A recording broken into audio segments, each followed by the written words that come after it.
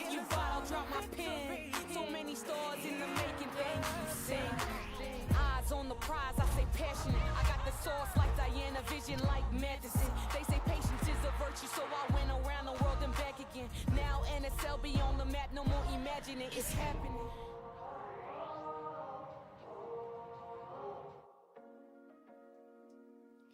Halifax, Nova Scotia, the capital of that province, the host of a coastal battle today between the Halifax Tides and the Vancouver Rise at the Wanderers grounds. Thanks for joining us on CBC Gem for this broadcast brought to you by BMO, the official bank of the Northern Super League. I'm Signa Butler alongside former Canadian Youth International Jessica Lisi for the call today. And this Halifax Tides team, which has had a bright start to the season. They absolutely have. They're a team that has come out on the front foot against Ottawa. Signa, they came alive early. You were seeing players like Miller, as well as Kennedy, as well as Rhodes, shot after shot after shot, but not quite being able to connect with it. But their biggest downfall in that game, Signa, was the spacing in between their lines. And you can see it here in this example. Sadie Wade is able to get in between that line, right in front of the back line and right in behind that midfield. And it was something that caused them issues. They have to stay more compact. They have to communicate and solve that issue earlier. It ultimately did lead to 2 goals against them. You see again Sadie Waite occupying that space, and here Mellenhorst able to get in that space and take a shot that ends up leading to that second goal of the day. So they have to be able to stay compact. And I do think that a player that's going to help ignite this attack, Signa, is going to be Jordan Rhodes. She's been phenomenal for them on both sides of the ball. She's really coming alive, and she's looking for that second goal of the season. I do think it's in her, so we'll see how this goes today. Big goal producer in Iceland over the course of the last 2 seasons and has shown some bright spots so far for the Tides. As for their starting 11 today, the familiar 4-3-3 for Stephen Hart's side. 3 players making their debut in the starting lineup. That would be Tiffany Cameron up front, Sarah Taylor in the midfield, and in the back, local product Annika Leslie. Starting for her 4th match of the season is Cheyenne Allen, and we had a chance to catch up with her earlier today. Cheyenne, coming into tonight, coming off the first loss of the season, but it's been a bright start for the Tides. What do you think has been the key to success so far in this early going? Honestly, I think a big thing is what we work on at training. It's a lot of our chemistry. We want to really work together, ensure that we're moving where we want to be, working hard for each other, and I think that's gotten us a long way so far, even though this season has just started. You're over 1,000 miles away from home. I'm wondering how the Halifax Tides team culture has helped you settle in so confidently at the start of the season. Yeah, it's been great actually. The girls are awesome. I felt super comfortable as soon as I came into Halifax. I've been exploring the city with all the girls. We all live super close to each other, so it's been great being here thus far. And yes, I am far from home, but I feel like I'm creating a second home here in Halifax. Awesome. Thanks so much for this and good luck today. Thank you so much. Have a good one. As for the Vancouver Rise, the defending champions winless in 3 games this season. Some real struggles for them so far. They've struggled on both sides of the ball. They're not creating enough in attack, enough dangerous chances. But defensively, they've really struggled in that back line, specifically in the flank areas. We're seeing on multiple occasions, they're getting drawn to the ball and they're forgetting about that awareness of where that player is. You see it here, Okamoto getting pulled out just too far. Lisa Pechersky doing really well to drive down the flank and get a ball in. And that defensive ability in the box, here again, getting drifted in. Adamak is left wide open. So can they be stronger around the box? Can they have better positional awareness at times? And can they score goals? And who else to do that, right? Better than Latifa Abdu. This is a player that has the ability to come off the front and live in that pocket, but she can also get in behind and really brings that winning mentality. She's intense and she can score goals. So can she be clinical today to really help ignite the attack? Well, 1 goal this season. She had 11 last year, so she'll be a focal point today. A tactical change in formation from Enya Heiner-Moller's club today. 3-4-3 in terms of how they'll set up. Big change. It comes in goal. Morgan McCaslin, the Gold Glove winner last year, 9 clean sheets, out. And into the lineup is the Japanese Youth International, Jessica Wolf, very technical player in the back. Sura Yeka has been providing leadership in the back line for this team through 3 games this season, and we had a chance to talk with her ahead of the match. Sarah, you spent 6 years playing professionally abroad. I'm wondering how you bring your experiences from those different environments to the Rise.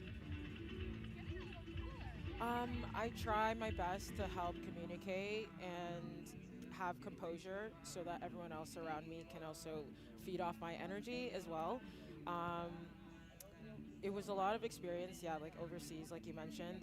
But I try to bring that and do my best and try and fill in the gaps where I feel like our team may or may not be lacking, and try to raise everyone up to a good standard and to a good level. It hasn't been a rosy start so far for the defending champions, the Rise, but what's the focus going into today's match to secure 3 points on the road? Today we definitely want to clean up where we have been lacking in the past. We definitely want to work on trying getting a shutout and defending, especially in the box, because that's where we've been struggling a little bit the last couple of games. We want to try and be strong and be defensive first, and then also work on our possession so that we create more opportunities forward so we can score. Sarah, thanks for this and good luck tonight.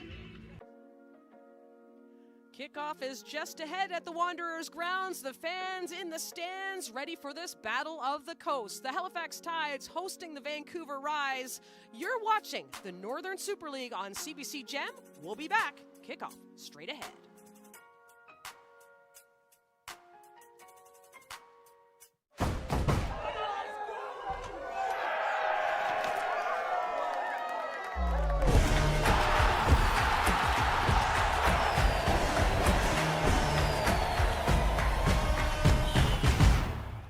Hi, I'm Diana Matheson, legend of the field and founder of the Northern Super League. Are you wondering where to watch Northern Super League matches live this season? Confused by TV networks, channels, streams, and schedules? You could visit NSL.ca and download the 2026 schedule to your smartphone, but who's got time for that? Not me. That's why we're introducing the 2026 Northern Super League game schedule hotline.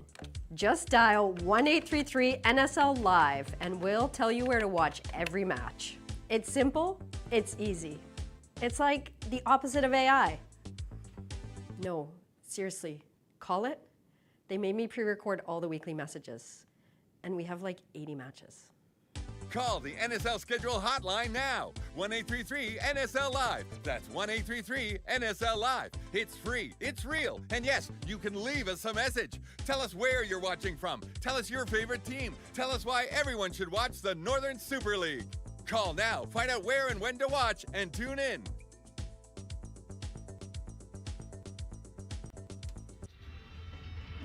Well, inside the Wanderers grounds, fans are getting ready for this coastal battle, the first meeting of the season between the Halifax Tides and the Vancouver Rise.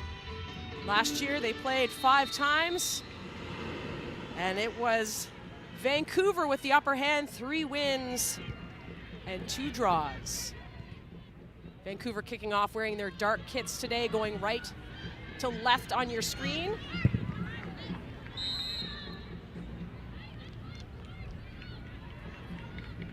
Whistle blown down.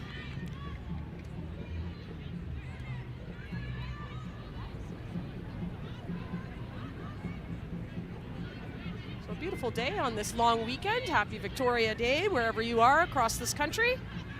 17 degrees in the Nova Scotia capital as Foster Inman kicks off.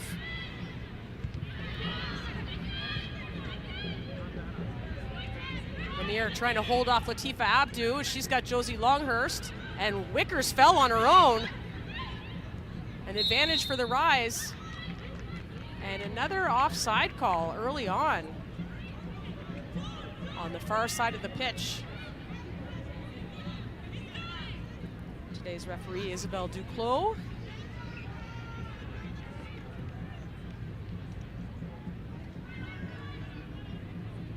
Riley Foster Inman starting her 4th match for the Halifax Tides. And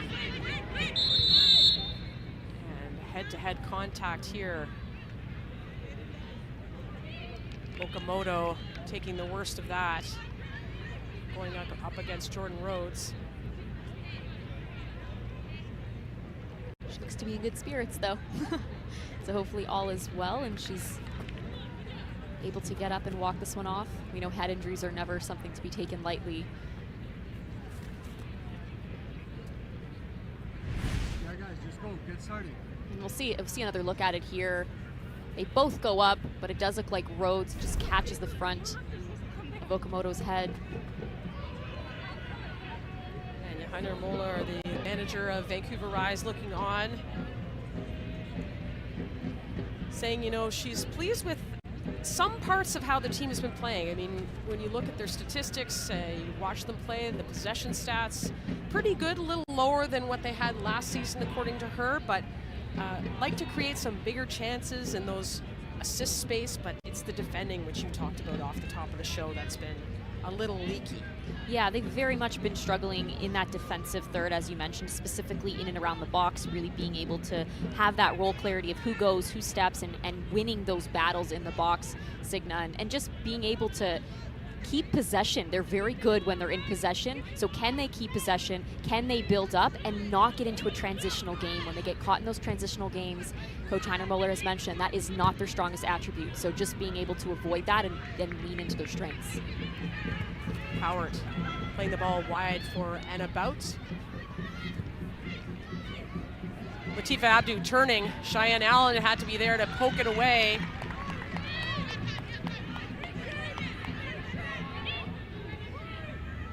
Valeron on this right side, going out of bounds.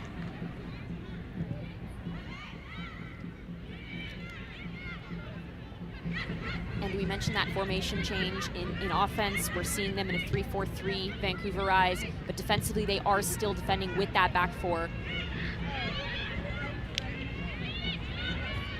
Cho. Ball played through, looking for Miller, and Tumeth handles that.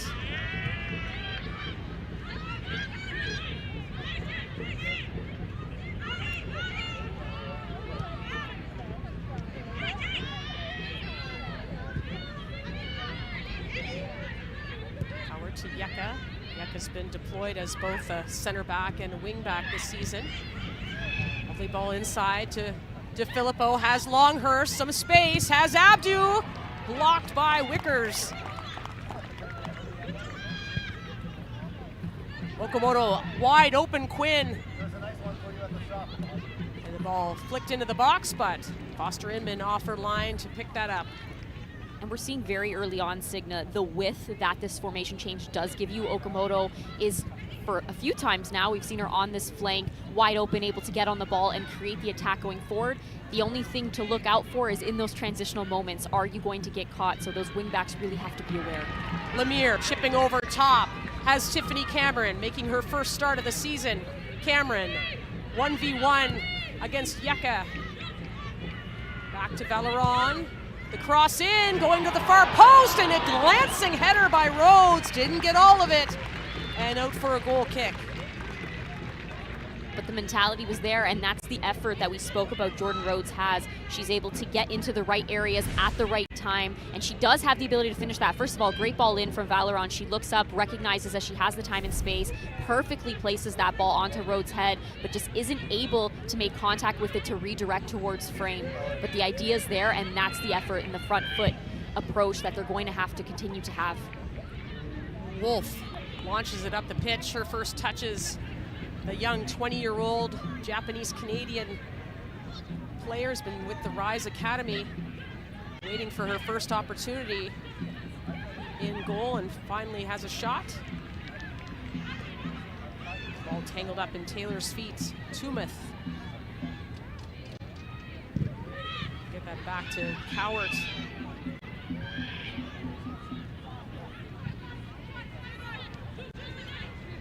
Okamoto. Longhurst cuts inside, has Reyes. Reyes looking to far post for Anna Bout. Bout keeping it alive. Cuts inside on Allen, and the slide tackle. It'll be a corner kick though for the Rise early on. Stephen Hart looking on, his team a 1-1-1 record to start the season. Of course, at the bottom of the table last year, made 11 changes in this offseason.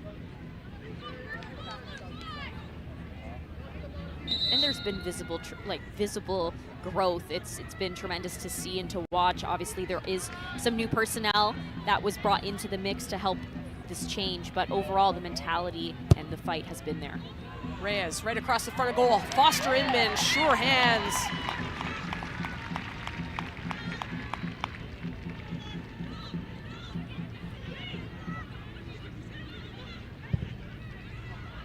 Leslie looking up.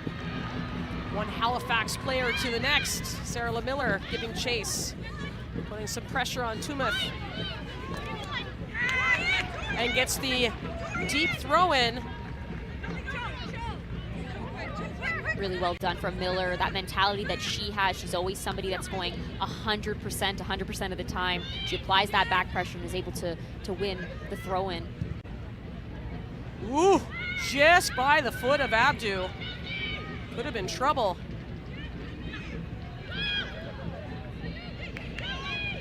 Well defended by Okamoto against Cameron.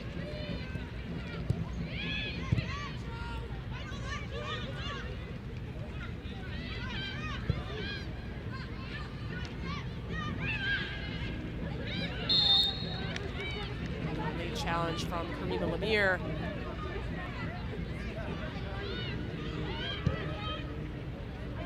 Reyes plays quickly.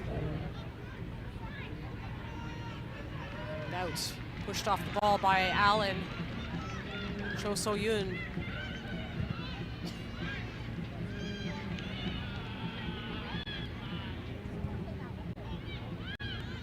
Sarah Taylor. And taken forward is Tumeth.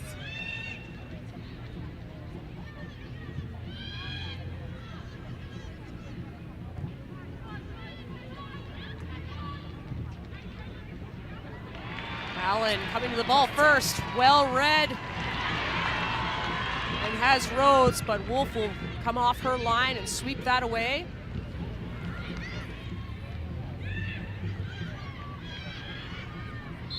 Lemire challenged by Abdu, earns the foul. See Abdu arguing that, but it does seem to be, and as Karima Lemire is showing us, a bit of grabbing from Abdu's point of view.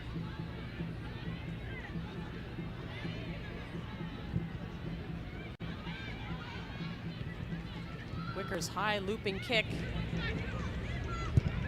Handled by Tumeth.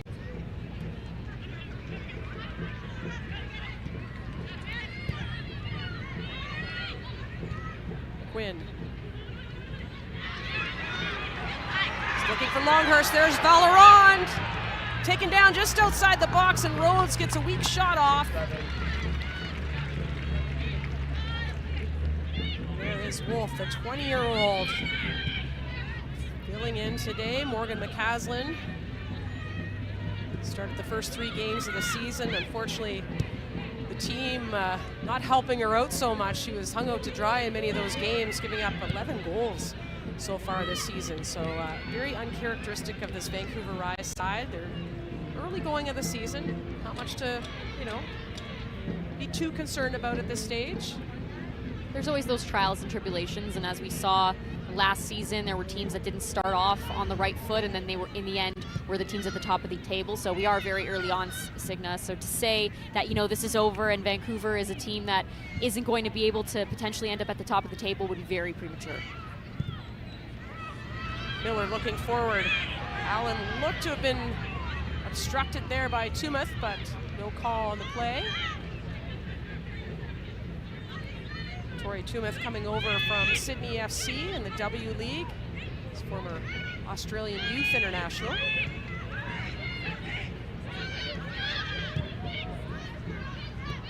Vancouver building well out of the back.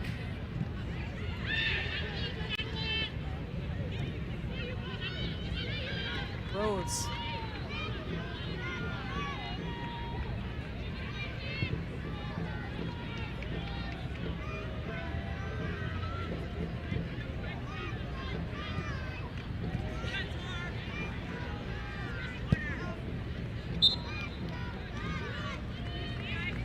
see, Signa, the comfortability that Vancouver has when they are on the ball and when they do play that possession style. Obviously 64.5% possession for them, but they look so comfortable when they are on the ball. That is what their strength is. So they have to continue to lean into that, but be able to create those dangerous opportunities getting in behind Halifax's back four.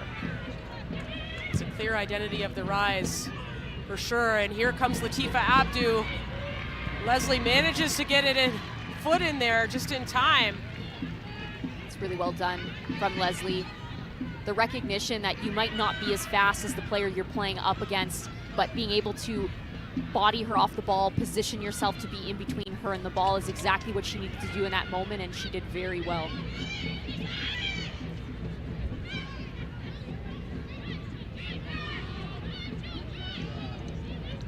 Cho blocked by DiFilippo.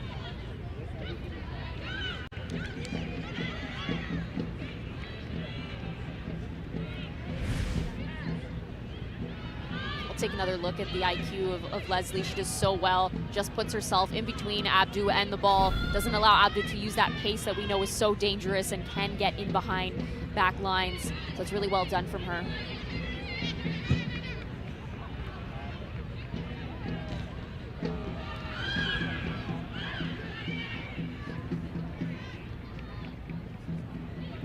Will go back to Foster Inman.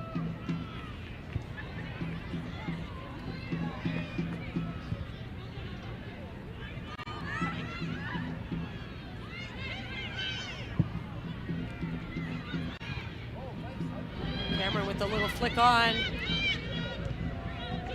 Wolf easily coming out for that.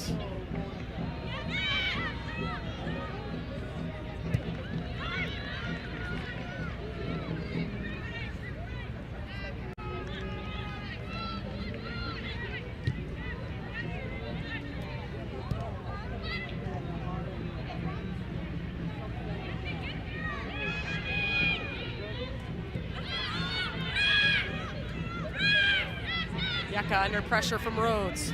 Rhodes wins it back.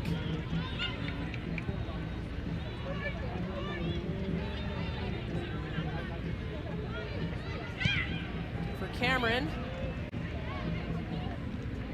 Ooh. All around taken down by Latifa Abdu.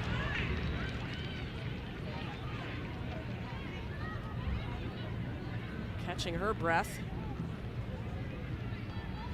Rise players seem to be shocked that it was called at all.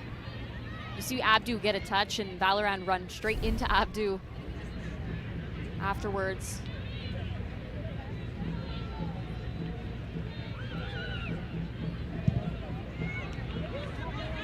Ball swung across over the top of Miller's head. So through 15 minutes, both teams still in the early going, trying to equate themselves, put their stamp on this game.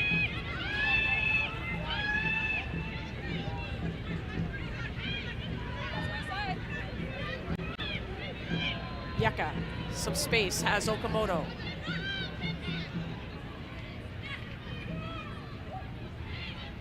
You really see that movement of DiFilippo as well as Longhurst getting inside. There's a lot of rotation. They're trying to get into those pockets, live in those half spaces, at times ending up on the same side.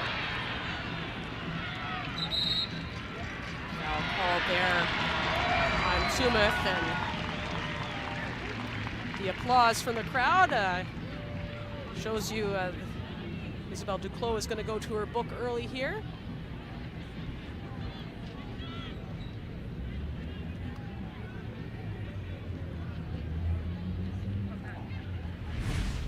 Tumeth getting a yellow card for this. The ball is already gone. Tumeth coming through. Miller late. It's a well-deserved yellow card.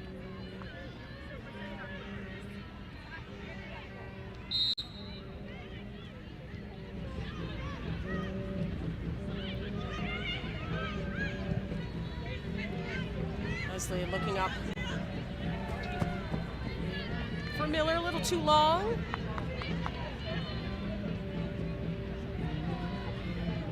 Wolf, you see in nets there.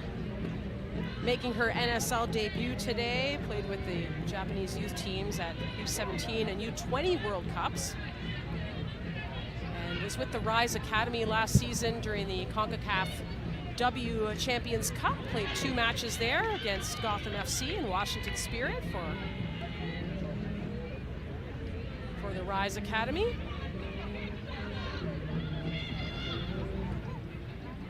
I'm told she was an out player as a youth, and she's very technical with her feet.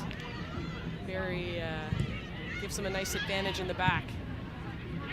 Speaking of advantages here comes the Vancouver Rise, and Latifa Abdu taken down at the top of the box. Looked a little bit shaky of a tackle. Have to get a closer look at that. But no call.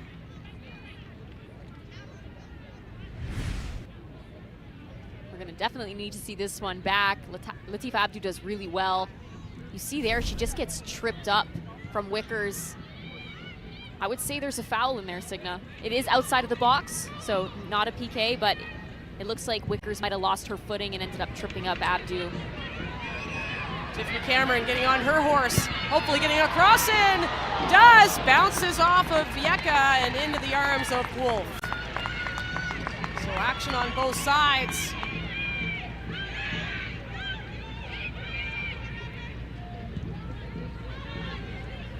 Dowd's playing it back to Cowart.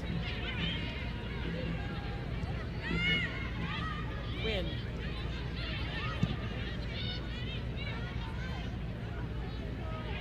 Quinn is another player that's huge to be able to find that outlet in the middle of the park and be able to get out and go out the other way.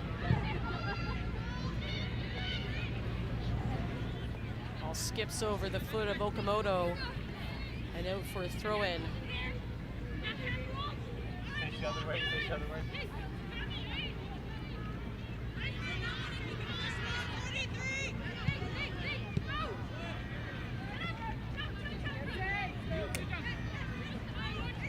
Ball taking a funky bounce there off of Valorant. Filippo under the watchful eye of Lemire. Here's Reyes looking for the shot, has the far post. Cheyenne Allen heads it away, and a foul called on the play.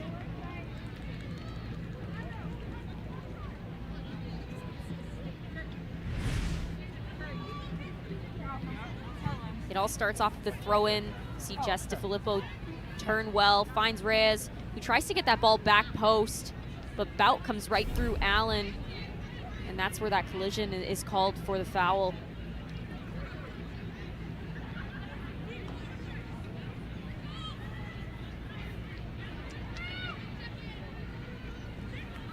Foster Inman from Kitchener, Ontario, coming back to play in Canada. Last season was with the USL with the Dallas Trinity.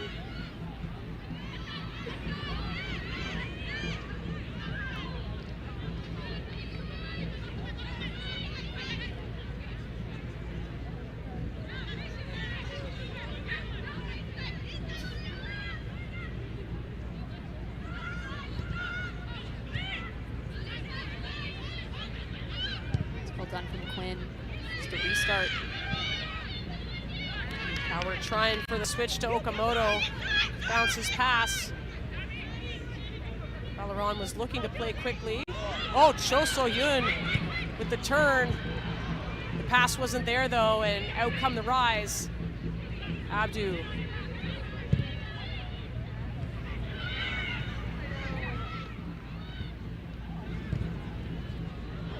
Again, another shifty turn from Cho So-yoon, the South Korean legend. Sarah Lemiller has an opportunity for a shot. It was blocked just in time. DeFilippo looking for some targets. Instead has to play back to Reyes. Not reacting quick enough in that moment. You need numbers to get forward. You see DeFilippo look up. She really only has Abdu, who is up against and outnumbered in that back line. So there has to be more options for her, specifically in those flank areas. That is where they are going to be able to outnumber the Tides today based on the way they're lined up. But the transitional moments need to be quicker. Otherwise, you're going to end up like that, where you just have two lonesome players up top trying to figure out where to go next.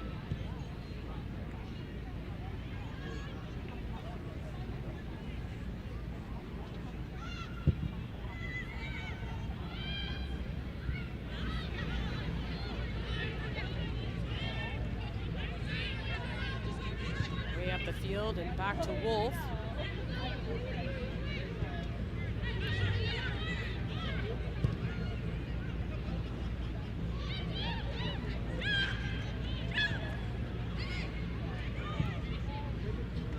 Wickers looking forward.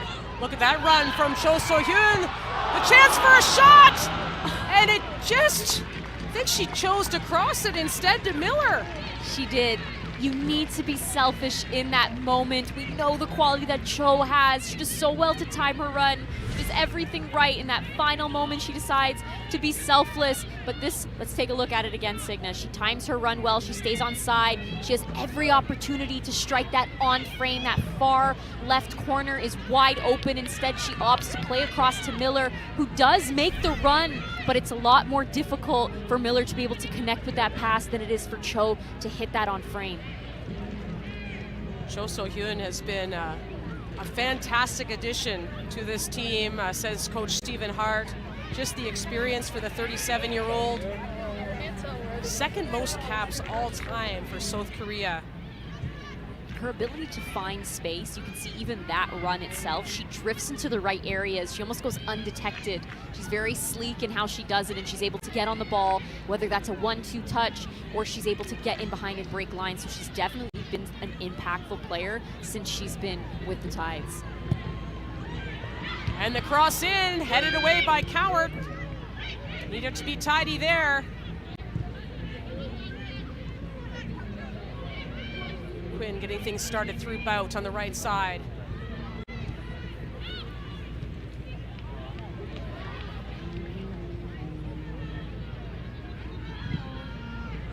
Lemire over top, that left foot delivery has Miller. Tumeth giving chase. Sarah Taylor calling for it, and Jess Coward breaks it up before Rhodes could be on it. Bout looping a pass over top. Imin just inside her box has that. We've seen it a couple times, the forceful passes. Bout looks up, she sees Abdu is there, but she's not really available. So to play that ball over top, you know nothing's going to come of it. There has to be better decision making, and then there has to be better execution of that final pass. Allen has Taylor. Taylor cross in to Rhodes. Rhodes, one touch on her feet, blocked by Yeka. Tiffany Cameron nearly had a shot, and that was stopped by Okamoto. So a couple of near shots for the Tides, but some great defensive effort here by the Rise. We spoke about inbox defending. That was one of the key things that they needed to be better at. And you see Yeka, she's aware of where Rhodes is. Rhodes takes a nice touch to her left, but Yeka does well to get down.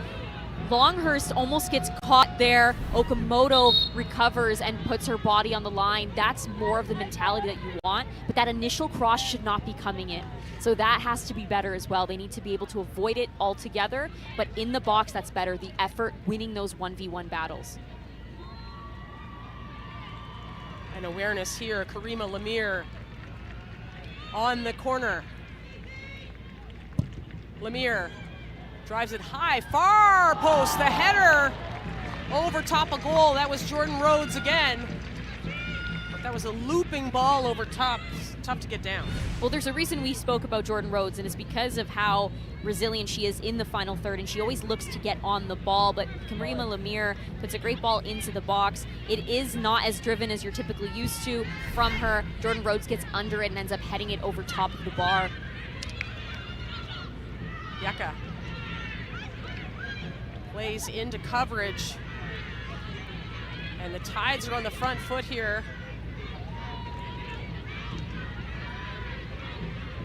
Back to Wickers. Combination just by the foot of Valeron. Cho wins that tackle. Here's Rhodes. Cho. Miller. Whoa! Miller with the shot! and just goes wide.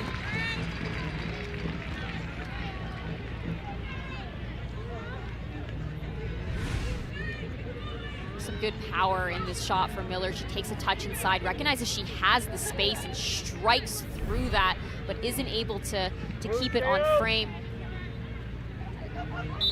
Miller's somebody that's been a bright spot for them. Despite only having 1 assist this season, Signa, you would never know based on the way she is playing. She continuously helps to create in the attack. Her ability to go 1v1, drive end line, get balls into the box, and not just any ball. She has a very good awareness of the type of ball that's needed and precision when she actually does execute the pass. Wearing the captain's armband this season is Sarah Miller. She's really embraced that role. She does all the right things, says Stephen Hart. Does it in a quiet way, but not afraid to use her voice and lead by example.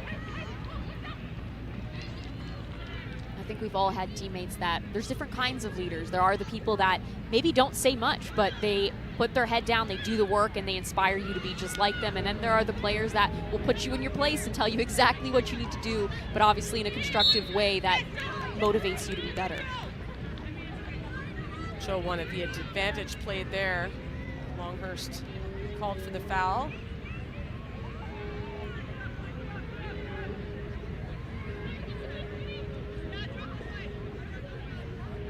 Lemire and Sarah Taylor.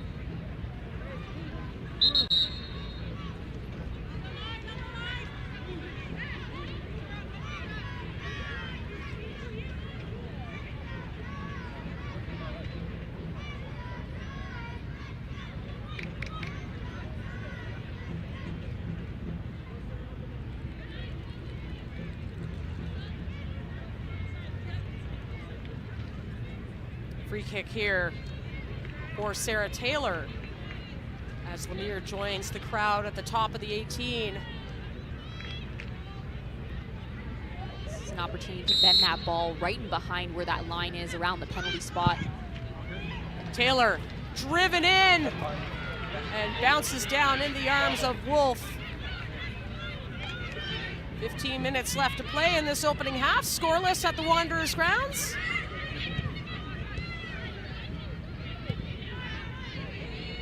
Watching the NSL on CBC Gem, presented by BMO, official bank of the Northern Super League. DeFilippo looking over top, Valeron headed away. Reyes tried to slip it through. Cameron and Taylor playing in combination. And here is Rhodes. Quinn gives chase. Rhodes cuts in, Rhodes! And passed it across goal. That will go out for a goal kick. But Jordan Rhodes has been active early on, the 25-year-old from South Lebanon, Ohio. I love a good nutmeg. But that's so well done from her, and you can see it's the recognition that Quinn was coming at a certain speed. They had their legs open, able to put that ball through, get the ball across. So Jordan Rhodes has been somebody that is continuously coming alive in the final third, whether she's coming over to the flank, she's staying in the middle, she's getting on the end of crosses. She's been doing a little bit of everything. And she get under this cross here. Karima Lemire, again, going far post. Had Rhodes again, big target, but that goes wide.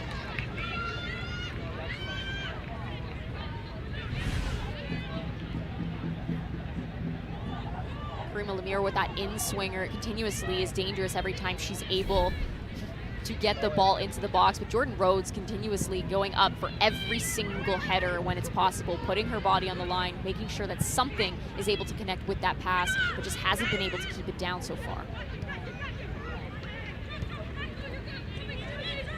Joe Cameron.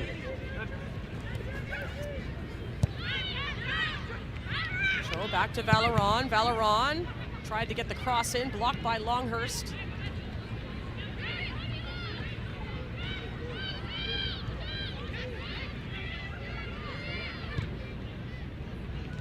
Yeka finding a driving Bout. It's well done from Lemire.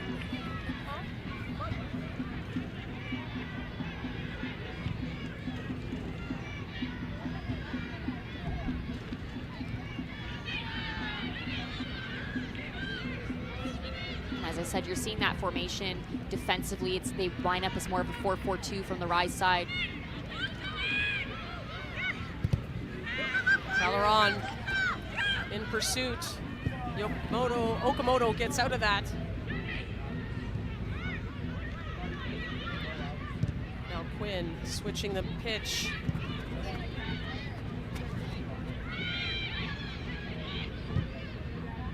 This is better from the Rise.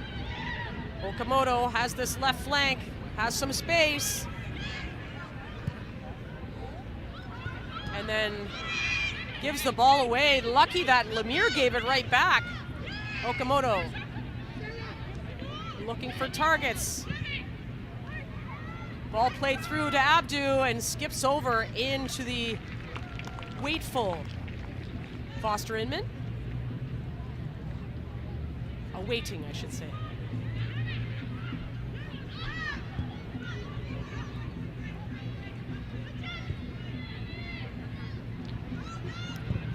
Great pressure from Abdu on Foster Inman. Joe has some space. Chips over top. On running is Sarah Miller. The shot over top of the bar. Went for the shot. Cameron was creeping towards that far post. Could have had a target there, but not a bad strike from Sarah Miller. Well, and she makes the right decision to hit that one time. This is a great ball over the top from Cho, and she beats Tumith in a foot race, strikes that one time, but she is falling, so she ends up getting underneath the ball, ends up lifting it over top of the bar. But to your point, there were numbers in the box. You had players crashing if Miller did want to opt to play that across the face of the goal. One-on-one battle here. It's Latifa Abdu, and Leslie gets back again. So Annika Leslie, her first start of the season. Going well for the 23-year-old from Halifax. Appeared in 17 games last year with that natural left foot at the back. But has been waiting her turn as Naya Cardoza has started the previous matches. Taking a breather today.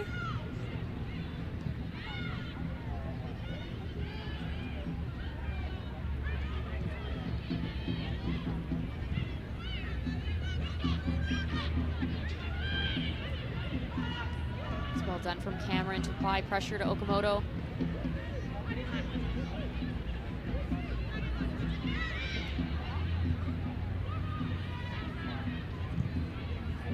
And I don't think we've been seeing the Rise lean into those flank players as much as they should be. That is where the space is. You see Okamoto has been wide open on multiple occasions. She's able to drift inside here.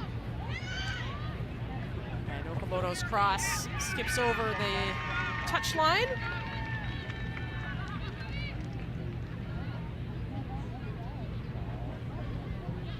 Scoreless in this opening half, 10 minutes to play at the Wanderers grounds in Halifax on this Victoria Day weekend. Last game of week number 4 on the NSL calendar. Ball played over top and on running Cameron. Cameron takes a touch, the cross. Oh, and Rhodes almost between her legs, but couldn't get a piece. It's coming, you can feel it. Jordan Rhodes wants that second goal of the season, and she's definitely getting herself into the right positions. Again, Halifax doing really well when they get down those flank areas. Vancouver has been struggling being able to avoid those crosses getting to the box. That's another example there. Tiffany Cameron getting that ball in, Rhodes getting on the end of it.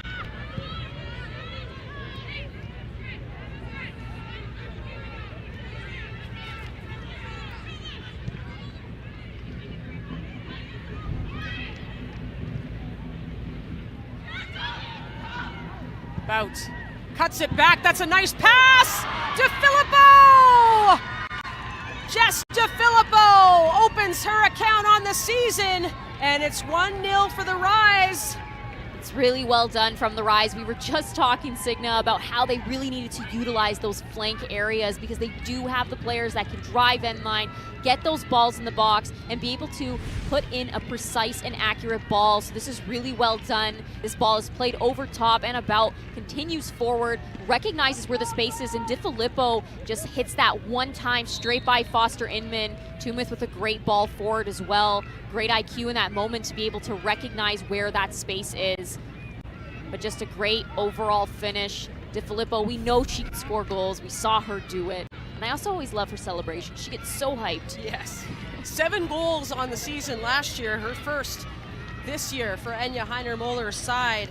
And the Rise looking good right now with just under 10 minutes to play in this opening half. It had been mostly Tides going forward, so the Rise against the run of play perhaps giving themselves an edge early on.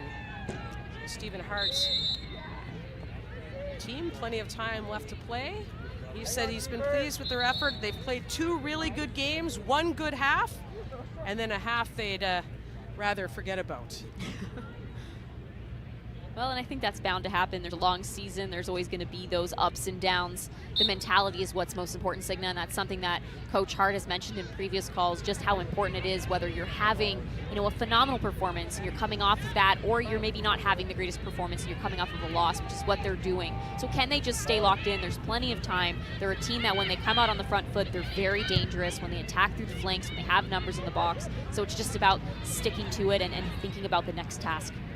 Now here come the Rise again. A ball played through. Whoa. Foster Inman leans to the side, offside call.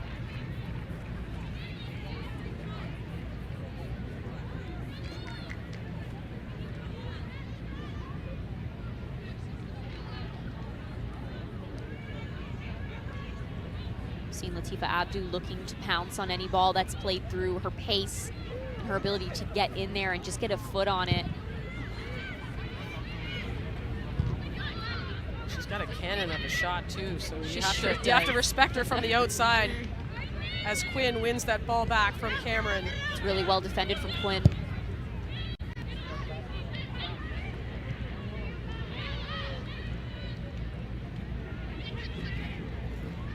Again, well won from Quinn. That's a foul on Taylor. Some physicality there from Taylor. Captain Quinn.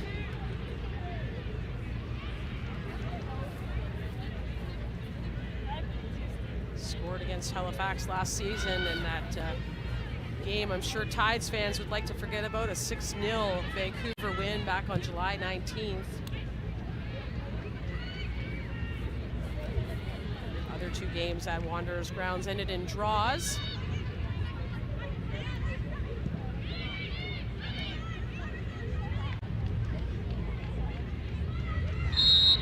And Wickers will be called for that foul on Abdu.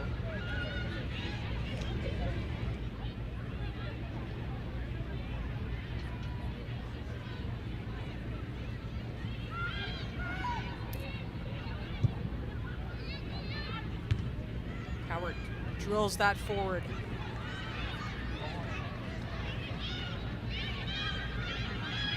Rhodes looking for a target. And just a heavy touch by Valeron, and Abdu going the other way. And About was wide open on that right flank. Took the words right out of my mouth, Signa. Abdu looking to come back the same way she just got the ball when you had an About drifting forward, finding that space in between the back line, but ultimately it ended up being too late by the time that Abdu did look up.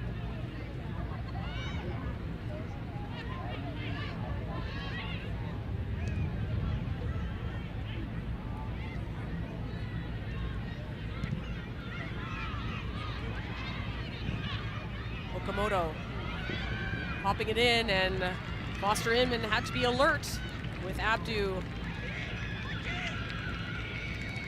drifting into the box.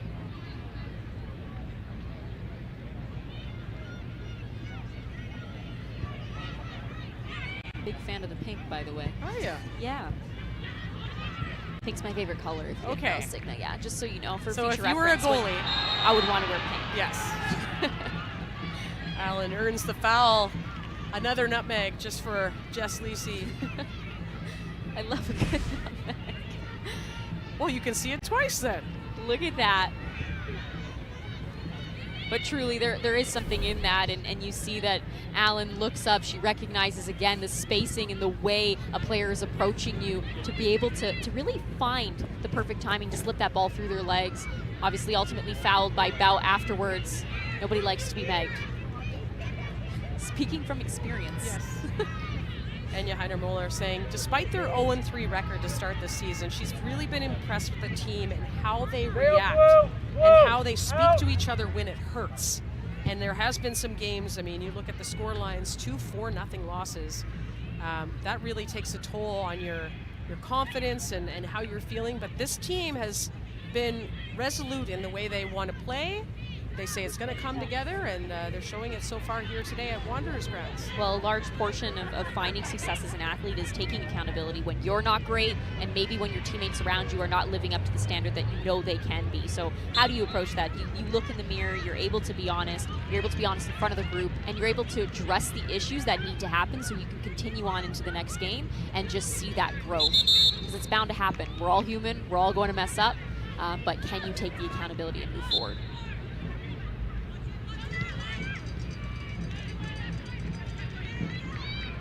Halifax trying to find something before the end of this opening half.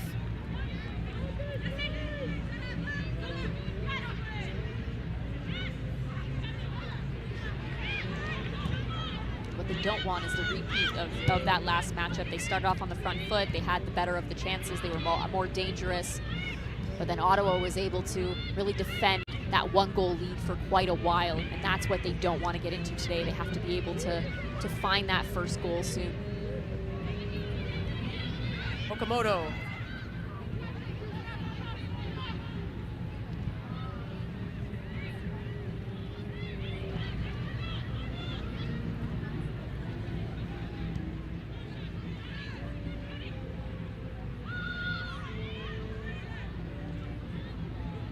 Tumeth.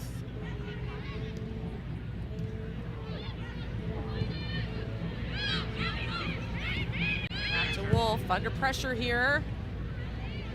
Howard pumps it up the pitch. DeFilippo shielding.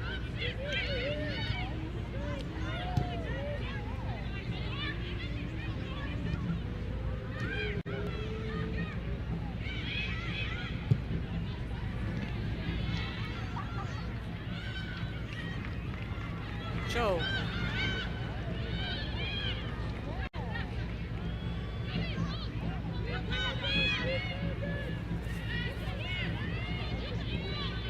Cho just tell Wickers to settle it down. Lemire comes back to Cho, running on this right side, and sends it off of Yeka for a corner kick. And that was, I think that was intentional there, Jess. That was clever. It most definitely was. She knows that there's going to be a better opportunity for her to be able to connect with the ball off of a corner kick, especially when you have a player like Lemire putting the ball in the box. She maybe didn't like her chances in that moment to go 1v1 and felt that there's more of a goal-scoring opportunity that's going to come from this. But very clever from Cho and just showing that experience and that IQ. So Lemire on the corner, into added time, 2 minutes of added time at the Wanderers grounds. 1-0 lead for the Rise. Going to that far post again, over top of Rhodes. Cowart will get there and send it up the pitch. Not before Abdu could get to it.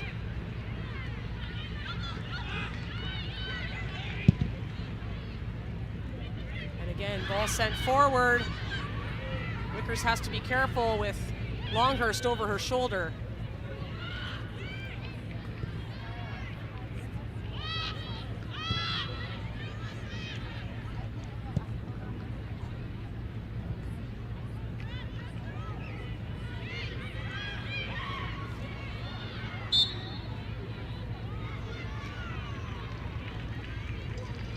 Ball going the way of the Tides.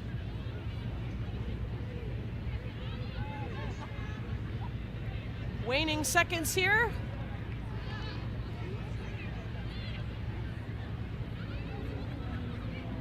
Might want to get it going before time runs out here in this opening half. Valeron.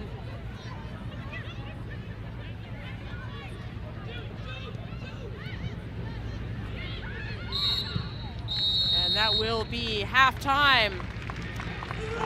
So a 1-0 lead for the Vancouver Rise. Jess, thoughts on that opening half? I think we're seeing a little bit of momentum shift at times, Signa. We saw the Halifax Tides have a lot more dangerous and more purposeful opportunities early on, and then we did see the Vancouver Rise struggle to connect that final pass, but when they did, they were able to find the back of the net. So they have to be able to create more of that in the second half, and the Halifax Tides need to be able to go into the second half with a mentality to keep doing what they're doing, but just be able to be more clinical on the chances that they are creating. Well, it's Jess DeFilippo with the goal in this opening half. Jessica Wolf hasn't been tested too much against the Halifax Tides, but there's 45 minutes left to play at the Wanderers grounds in Halifax. You're watching the NSL on CBC Gem. Stay with us. Our halftime show is ahead.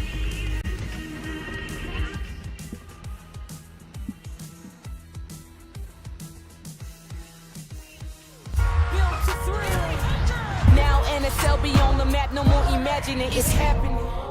All we gotta do is win.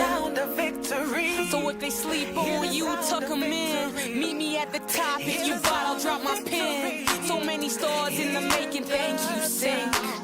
I am honored to have my voice a part of the soundtrack. I've been dreaming to come back to Canada and play in a professional league, to speak about it in my music. That's really cool. And I think it's very relatable for a lot of other players. We've been waiting so long. Not often you see an athlete who does things outside of their sport. I've been making music for a long time, and some of it's about my career. So it was really cool to be given that opportunity to express myself, express my journey. This is also a little bit personal for the artist that I work with, Jamila, because it was during a time where I was undergoing chemotherapy. She loves music and she loves performing and everything like that. And she told me music is my therapy, Tiff. And I thought it was so important for her to be a part of this project because she's such a strong woman. Collect the CAD and let it flow like the tides, call that currency. Born in Toronto, AFC, pay the pathway for the kids so that they can dream. When I was asked to create the song, I knew that it had to be inclusive of all teams. You know, it couldn't just be about, okay, I play for the Tides, let me just talk about the Tides and let me talk about the NSL. You know, it had to be inclusive. What would I want to hear when I'm in the locker room? How would I want to be pumped up? And what would players want to hear? Put a line about Diana Matheson and Christine Sinclair. Those two were great advocates for, you know, Canadian football. Eyes on the prize, I say passionate. I got the sauce like Diana, vision like medicine. They say patience is a virtue, so I went around the world and back again. Now NSL be on the map, no more imagining. I want fans to literally feel like they're ready to win. Win in life, win on the field. This song is not just about football for me. It's about getting up and doing what you love. Reminding yourself that having a positive mindset and pushing towards the things that you want to achieve is so important, especially if you believe in what you're doing. It's our time right now. Time for women to just uplift, so I think this is the perfect time. Wicked bodies!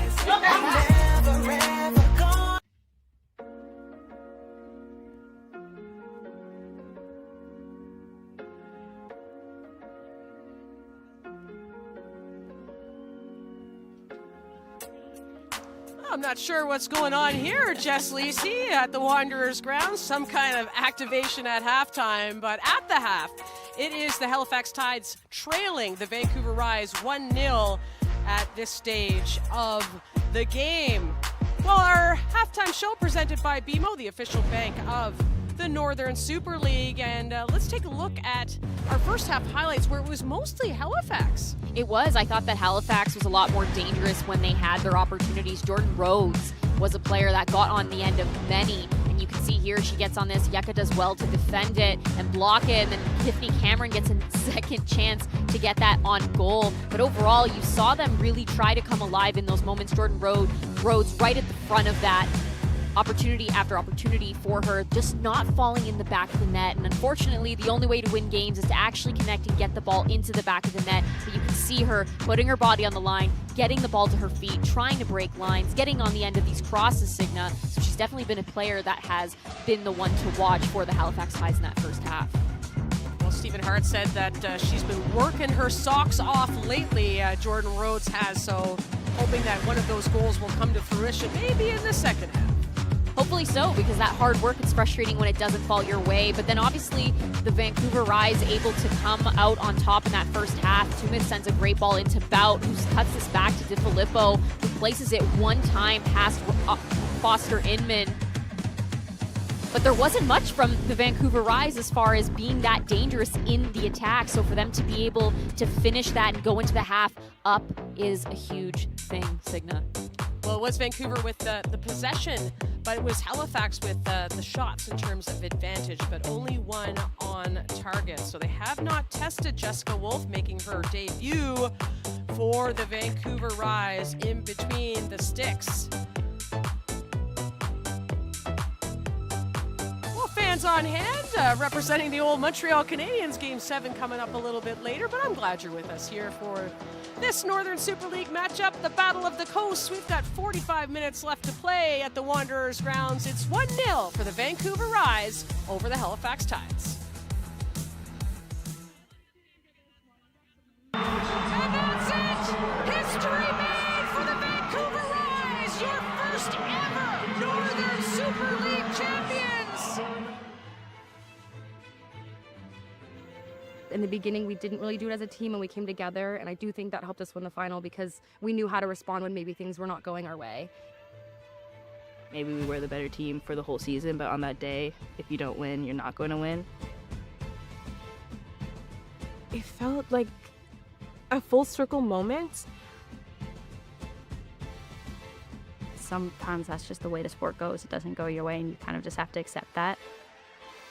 It was like a battle, but so rewarding.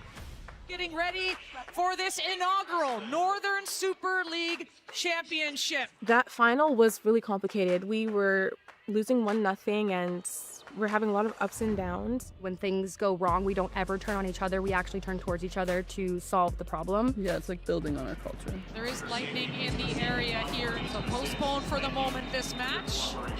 We kind of thrive in those uncomfortable situations. So it was no panic for us. This is so late, but I was like, this is gonna be like a turning point. It's gotta be. Like, it's a lightning storm. What do you mean? Like, that's wild. And then you balled.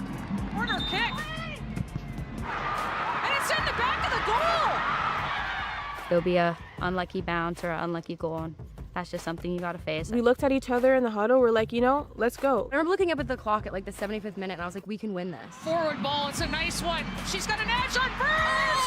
What a finish!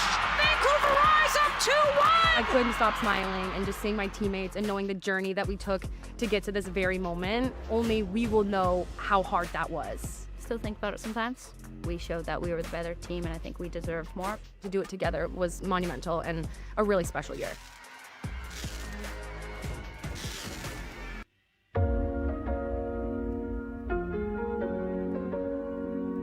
All we gotta do is win. So if they sleep on you, tuck them in. Meet me at the top. If you bought, I'll drop my pen. So many stars in the making. Thank you. Built to thrill. Whoa. Eyes on the prize, I say passionate. I got the sauce like Diana, vision like medicine. They say patience is a virtue, so I went around the world and back again. Now NSL be on the map, no more imagining, it's happening. Collect the CAD and let it flow like the tides, call that currency. Born in Toronto, AFC. Pay the pathway for the kids so that they can dream. Say la vie. If you work hard, churateros. It's game time, let's put the ball in motion. Obstacles in my way, gotta rise like Vancouver. Positive mindset, negative, gotta maneuver. I work hard, cause I don't wanna be average. Gain some capital like Ottawa, kinda rapid quick. No time for low key, I keep it wild and free like Calgary. I just wanna play ball and be me. Hear the sound of victory. Hear the sound of victory. Hear the sound of victory. Hear the sound of victory. Hear the sound of victory. Hear the sound. Let's eat, let's eat, let's eat.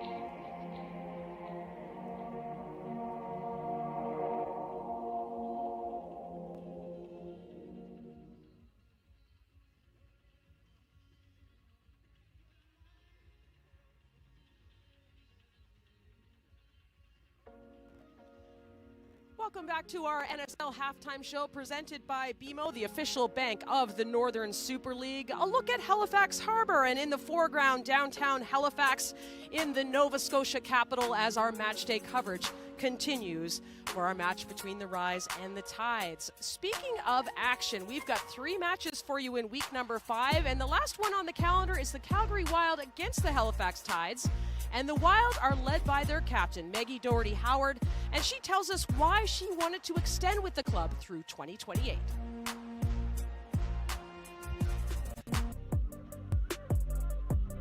Doherty-Howard delivers. I think I try to lead from a place of wanting to get the best out of my teammates. I feel like I just try to connect with everyone on a pretty personal level and try to be encouraging. I try to be positive. I try to give information to younger players and try to help them develop their game. Maggie Doherty-Howard, your captain, your teammate, what does she bring to the team, and what are things that we don't see about the way she leads? Maggie's just an all-around competitor. You know, I've never met anyone like her, and I will never again, and that's something I'm super grateful for. Like you mentioned, leader, and she is everything you would think a leader should and is. Off the field, she's just the person you can go to for anything, whether that's soccer, life. She's a great friend, which is something that we all value a lot. And then on the field, she's just such a fierce competitor. It's something that just really gets the girls going. You know, if she scores a banger from outside the box, we're all screaming and cheering. And then she does it in a game and everyone's screaming and cheering even louder. She just shows up and is ready to go, and it gets us all going. And you know there's plenty in the box. Look at that strike! Maggie Doherty-Howard with a howitzer. And signing through 2028 is a statement. What made you want to commit to this team?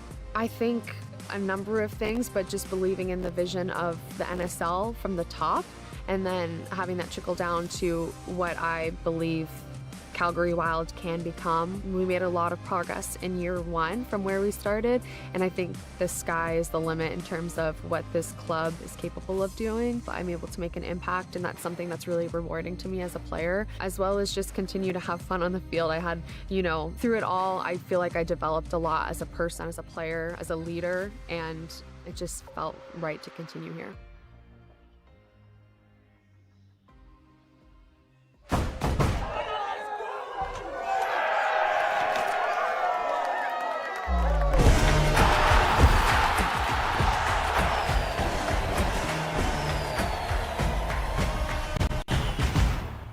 Hi, I'm Dinah Matheson, legend of the field and founder of the Northern Super League. Are you wondering where to watch Northern Super League matches live this season?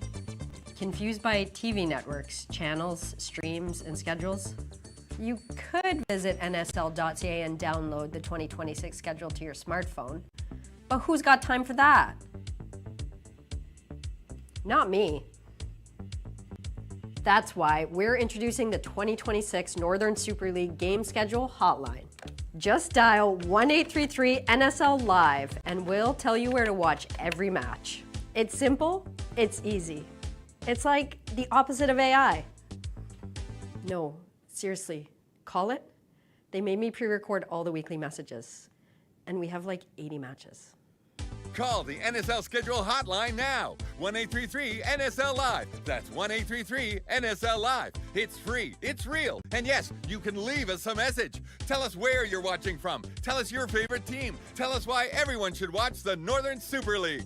Call now, find out where and when to watch, and tune in.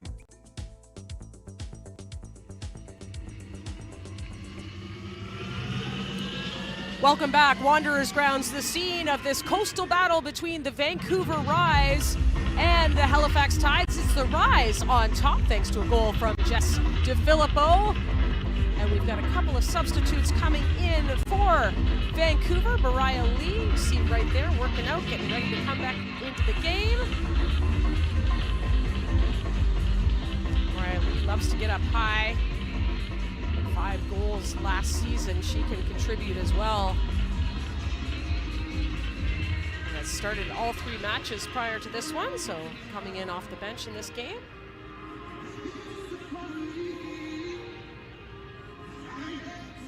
There's your goal scorer, Jess DeFilippo. On that assist from Anna Bout. Actually, Coach Anya Heiner-Moller was saying she was waiting for the next step for Annabout to be contributing in the ways of assists. And exactly. Came true today. And also coming in as a substitute, Mia Ponte. Nice to see her. She sat out the first 3 games with injury. She's on loan from AS Roma, the Serie A League champions. So expected to make a real impact in the midfield is Mia Ponte, former Canadian Youth International. So some changes for the Vancouver Rise to start this second half. Tiffany Cameron there for, as you heard her doing halftime with their song Victory. No biggie. No big deal, you know, just the Built to Thrill signature song for the season. But yeah, the 34-year-old from Toronto, Stephen Hart, says, you know, she keeps everything energetic and joyful, lively, and rewarded with her first start of the season today. So Stephen Hart, his team has some work to do in this second half. They did have some opportunities in that opening half, but need more shots on target to affect any change in this game. Signa Butler alongside Jess Lisi for the call today on CBC Gem. Thanks for joining us wherever you are across this country. And we know you're across the country because it is this coastal battle.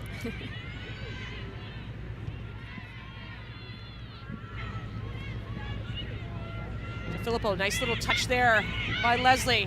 She's gonna take a shot, try to.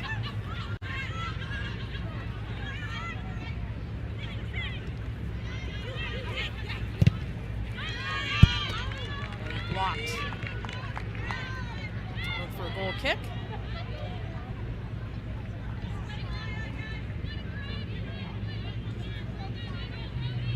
We're seeing Vancouver already come out on that front foot. They're not happy with the 1-0. They want it to be more. Obviously, Halifax coming in from behind, so they also have to have the front-footed mentality, but be aware of what threat Vancouver is bringing. Allen taken down. Foul on Lee.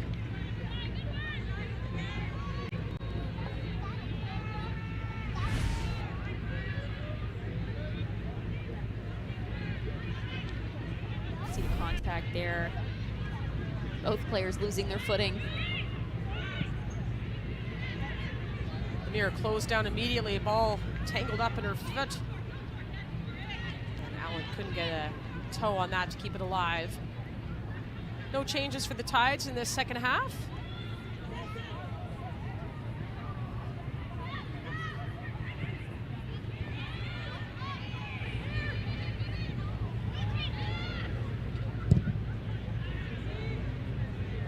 Inman setting that way up the pitch.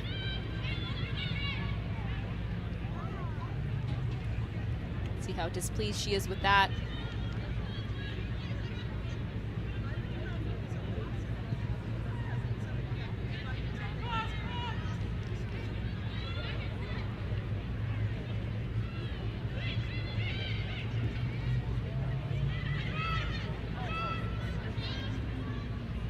Well done from Cho.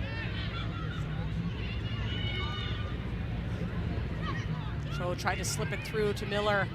Tumeth read that. Now come the Rise the other way. Reyes. Back to Yeka. And just outside.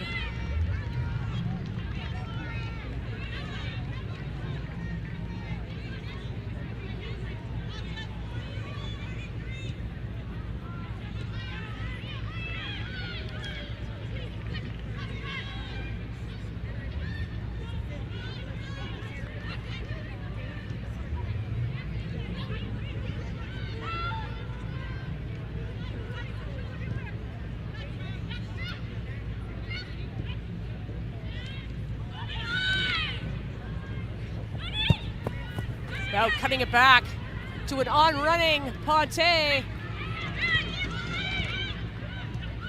Halifax getting hemmed into their own net. Their own zone, pardon me.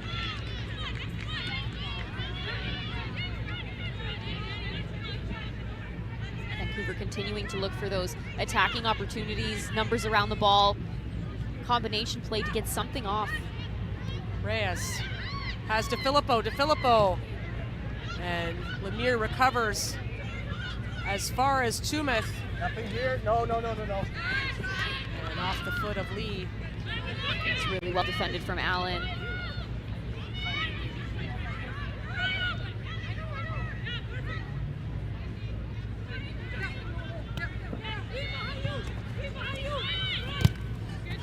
That's us. Ball crossed in, and Foster Inman's got it. Wants to get things going up the pitch right away. Yeka gets a foot on it. Ooh. Ouch. Leah Ponte felt that.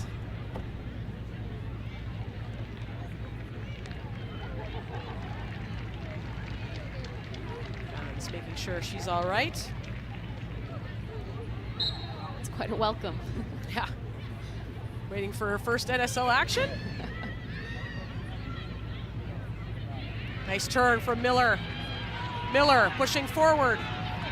Sarah LeMiller. Rhodes cutting inside. And Ponte getting that out of trouble. Gears grinding in Sarah Miller's head there. Yes. She didn't know if she was going to have enough time and space to be able to strike it on frame, was going to look and opt to play out wide to a teammate. And we'll see another look at it here. First, it starts off with a great turn from her. She drives forward. You can see Vancouver's back line continuously drops. Can she strike it is the question she's asking herself, and she opts to go out wide to Rhodes, and ultimately it does get cleared. Rhodes bowls over Yeka. Taylor took an extra touch, and that allowed Vancouver to close that down, and Wolf picks that up. She has to be able to strike that off of the first touch or one time directly when that ball comes to her, especially in and around the 18-yard box. You know that there's going to be a player on you the second you take a touch. So just quicker thinking there from Sarah Taylor. Bout playing up higher now. Tackled by Valeron. Taylor. Just too far, no target there.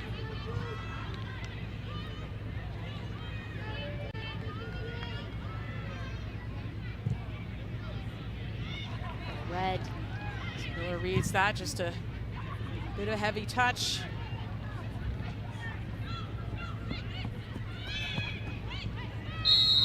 Late challenge on Quinn from Lemire.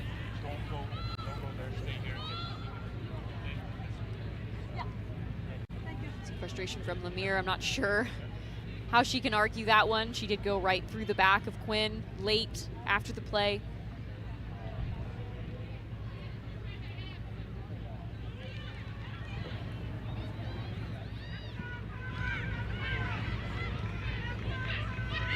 Rhodes comes back, wins the ball.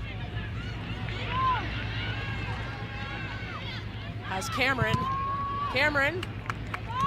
Shot deflects off of Yeka and out for a corner kick.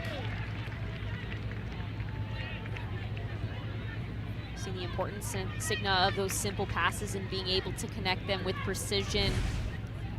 The ball's given away and ultimately goes right down Vancouver's throat. Tiffany Cameron not able to get anything into the box in that moment, but she does win a corner kick, which is also dangerous territory. As we've seen, Jordan Rhodes has been getting on every single one of these deliveries that Lemire has put into the box.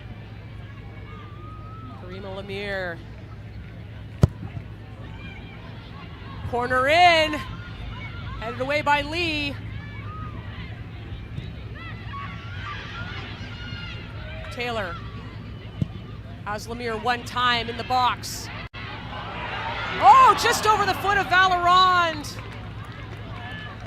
Just skipped over the oncoming Valerand, who was looking for her second goal of the season. This ball played back out to Lemire, who hits it first time with her left boot. Jordan Rhodes gets up to head that, and it ends up falling straight into Valerand's foot, but just rolls over top of her.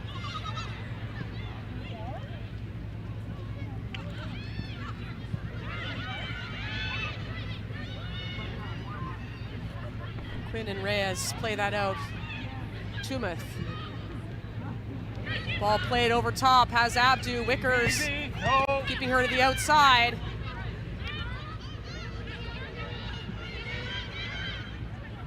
Tumeth, nice turn on the inside.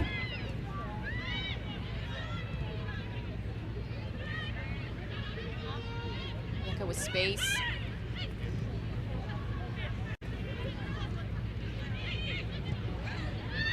Cho under siege and maybe got away with one there. Filippo went down. That ball picked off. Ponte chips it in. Allen had to have a diving header to stop that from hitting Lee. And Reyes from outside, and Foster Inman's got it.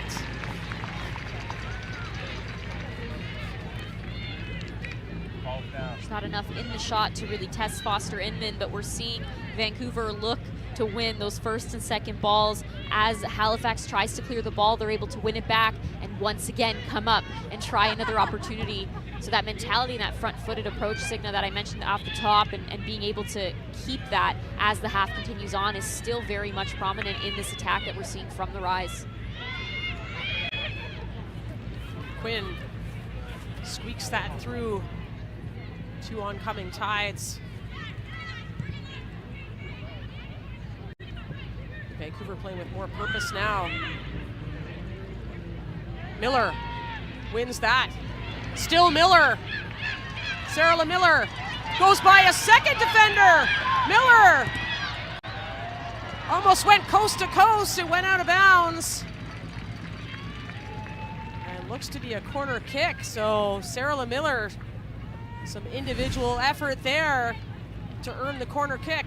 Well, we know the skill that Sarah Miller has, and she's somebody that does not give up. She loves to drive at people and go 1v1. She has the confidence in her ability, and ultimately she does get that shot off, but Jess Cowart coming up big and putting her leg on that on a slide tackle. And winning a corner kick, which again, we have seen multiple opportunities come off of these corner kicks. So this is another opportunity for the Tides to equalize. It's Taylor on the corner. Drives it in, well struck. Rhodes! Jordan Rhodes has been knocking at the door all night long, and she picks up her second goal of the season. It's a tie game at Wanderers grounds. We knew it was a matter of time, Signa. Jordan Rhodes, as you said, has been knocking on the door the entirety of the first half, chance after chance. It was just a matter of time for her to be able to find the back of the net. She's been great for them in attack. She's really helped ignite things, and we're going to be able to take another look at it. But this ball delivered in was also great. Well struck, delivered straight into the dangerous areas where Halifax was able to get on it. So great ball in from Taylor, and you can see Wickers goes up. Jordan Rhodes fights for it. Gritty goal in the right position, but also doesn't give up to be able to find the back of the net. Substitution coming into the game for the Halifax Tides. That is Julie Pedersen, the 27-year-old from Norway. Karima Lemire coming out of the game. So that change in the midfield. 1-1.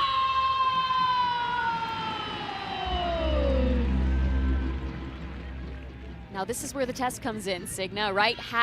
Will that momentum shift? Will we see a different Tide side? Will we see them really come alive in the attack now with the confidence after the goal? And will we see a Vancouver side that's going to allow that to happen and be a little bit depleted coming off the goal? Or will they be able to hold that front-footed approach that we've been talking about? Well, here come the Rise. Tori Tumeth coming out of attack, and that is going to be a penalty on Cheyenne Allen. A penalty shot coming up for the Vancouver Rise. So you mentioned momentum, it just got snuffed out. It definitely did, and that's what happens when you take the space that you are given and you drive, and that's exactly what Tumeth does. You can see her get into that space, and Cheyenne Allen just grabbing her from behind and then ends up actually taking out her feet in from behind, and you can see it. Allen knows automatically that she messed up in that moment. Frustrating for the Tides, coming straight off of a great goal. And it will be Quinn at the penalty spot. They, of course, scored the first goal in NSL history on a PK.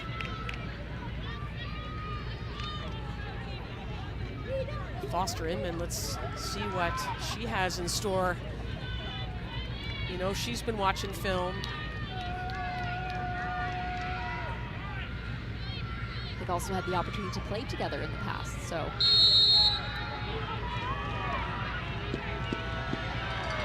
Quinn steps up. Is it 2-1? It sure is. Wow.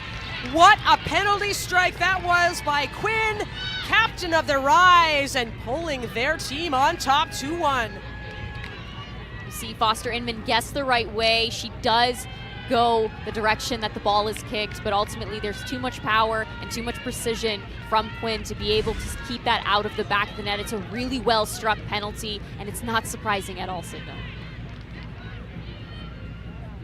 Quinn has been perfect at the penalty spot for the Vancouver Rise. And gives their team the lead. Wow, the swings of emotion in the game, the swings of momentum in the game. It's all a part of it, and we spoke about that. Stephen Hart said mentality is one of the biggest things and the most important attributes that he really drives forward in his team, and that's something that's going to be tested right now. You're able to find the back of the net just for it to come back the other way, and now you're down once again. How do you react? How do you grow from this? How do you solve the problems to be able to find that second goal, to be the equalizer, but then also to score again and to get ahead?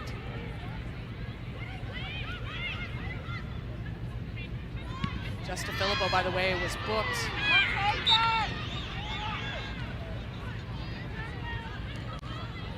In the previous play by referee Isabelle Duclos. So we'll have a free kick here for the Halifax Tides.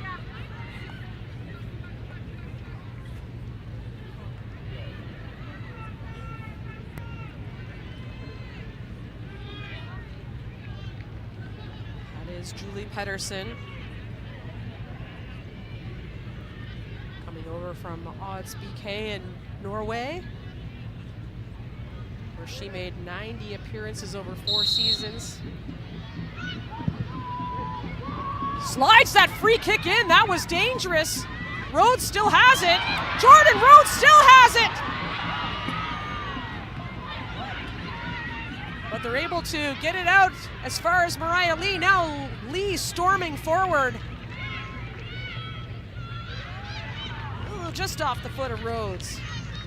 Looks like a magnet Rhodes was in the box. This is a great delivery into, we talk about it, the precision, the technique that she delivers this ball with right into that space. It goes over top of the head of Miller, but Rhodes gets on it. She takes on quite a few Vancouver Rise players, but then Sarah Miller just getting caught up and the ball not able to find its way into the back of the net or to even have a shot come off of that.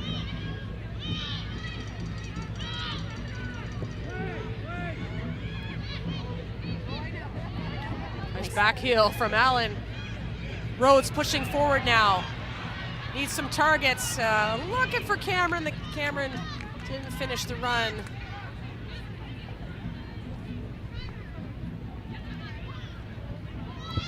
Jordan Rhodes not recognizing the amount of space she does have. The Rise backline dropping and really giving her enough time where she can take a few more touches and drive forward to then draw someone out and potentially play Cameron through. Taylor and Yucca get tangled up. Ball out for a Halifax throw. Sarah Taylor, 29-year-old from Bridgewater, Nova Scotia. She's a fan favorite here in Halifax. Valeron, the cross in. Rhodes has a header on it, and Wolf had to knock that out of bounds.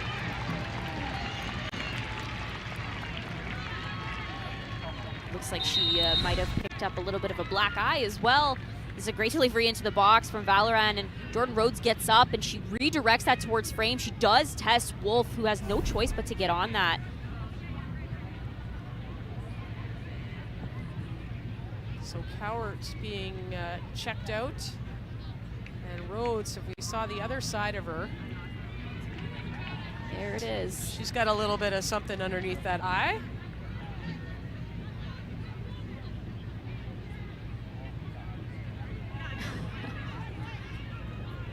She's like, I'm fine. It's just a shiner. It's like, no big deal.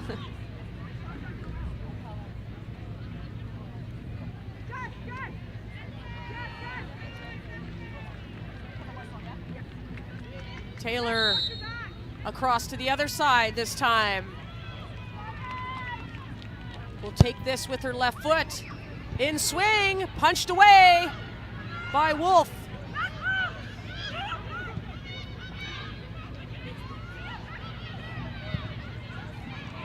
Taylor knocks it in again, headed by Yeka. Miller tried to cut it back and cleared away up the pitch. Allen able to get there and just control that and play it back calmly to Foster Inman.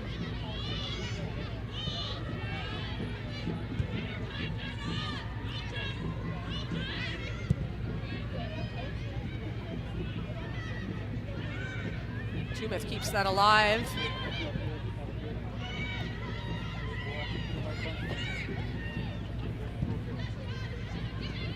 Quinn directing traffic. Here's Lee, poked away by Allen. Allen doing well to keep her feet.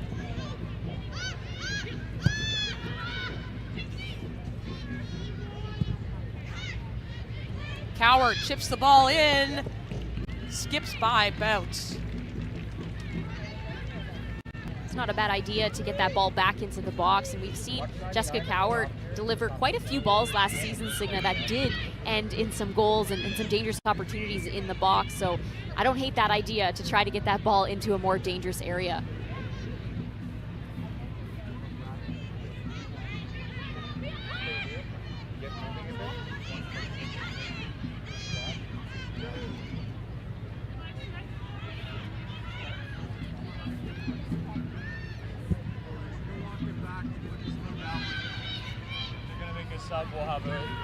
Wolf up to the on-waiting feet of Allen. Miller covered quickly by Tumeth, who gives a little shove. Miller with no reaction. Talk about staying level-headed.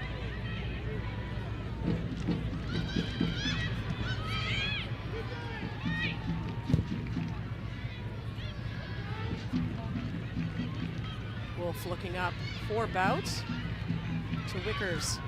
Pedersen. Valeron.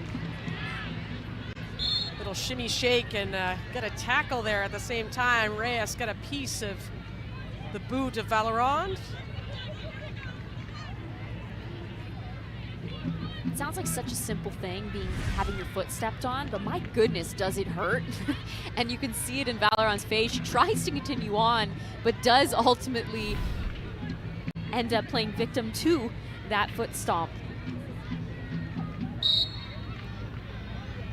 Stephen Hart looking on as Pedersen is on the ball. Pedersen, long ball, and dealt with by Vancouver. And here comes Mariah Lee, loads of space. Cho, the slide tackle bounces up, hits Lee in the arm. So I think that will be what the call is from Isabelle Duclos.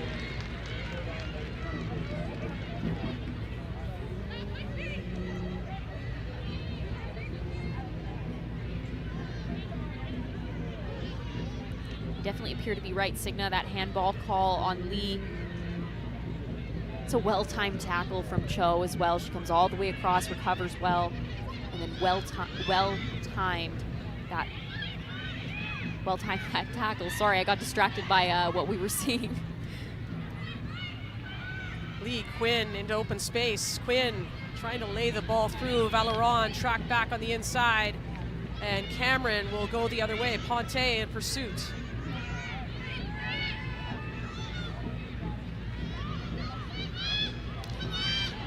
Vancouver throw. Cameron didn't like that. Ponte will continue. Those field side fans are getting quite a show today.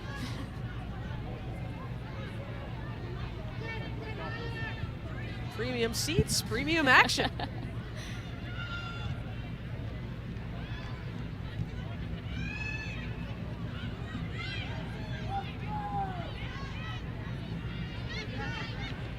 Yeka as well, make sure that stays out of danger. Foster Immon's gonna have to come out and grab that, slow down on the grass.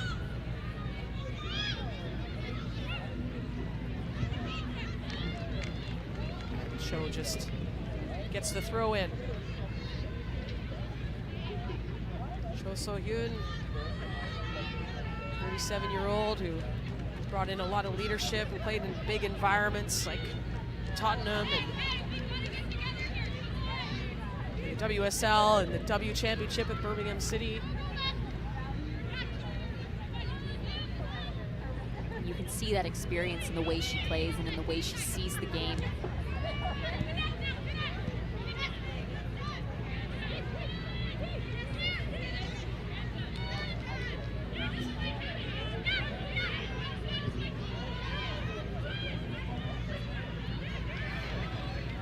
Across the back to Cowart. Tuma's pass picked up by Allen, who wants to go over top and just curled out of bounds looking for Rhodes.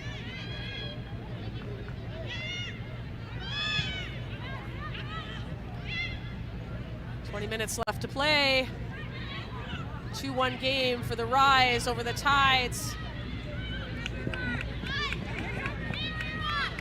Rise looking to free up Mariah Lee and really lean into that pace that we know she has. But unfortunately, that ball not able to stay in bounds. Pedersen's pass picked off. Reyes looking for Abdu and just a step offside.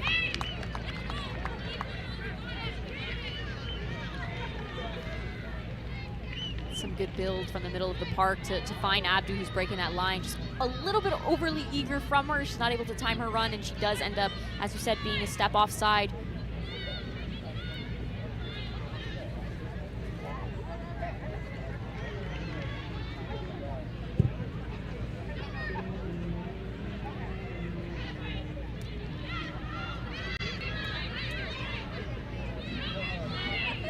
Once again, back to Foster Inman.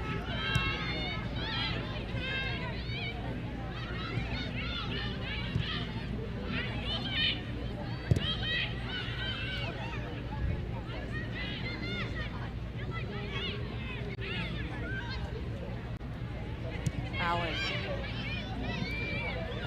wins the ball back to Foster Inman. Halifax trying to get their shape in order.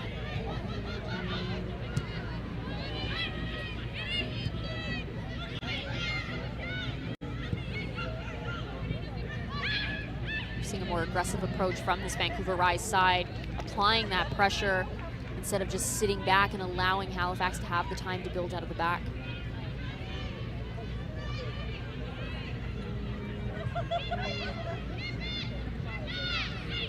Allen back across to Leslie, tangled up in Wickers.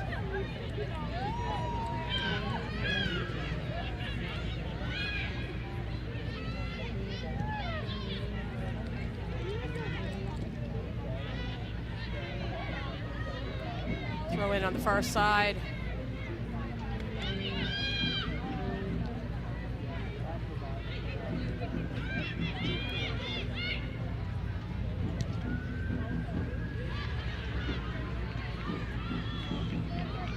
For Tides throw in.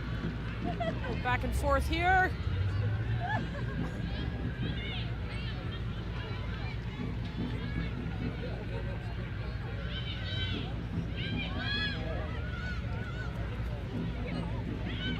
Tifa Abdu getting back, winning the tackle.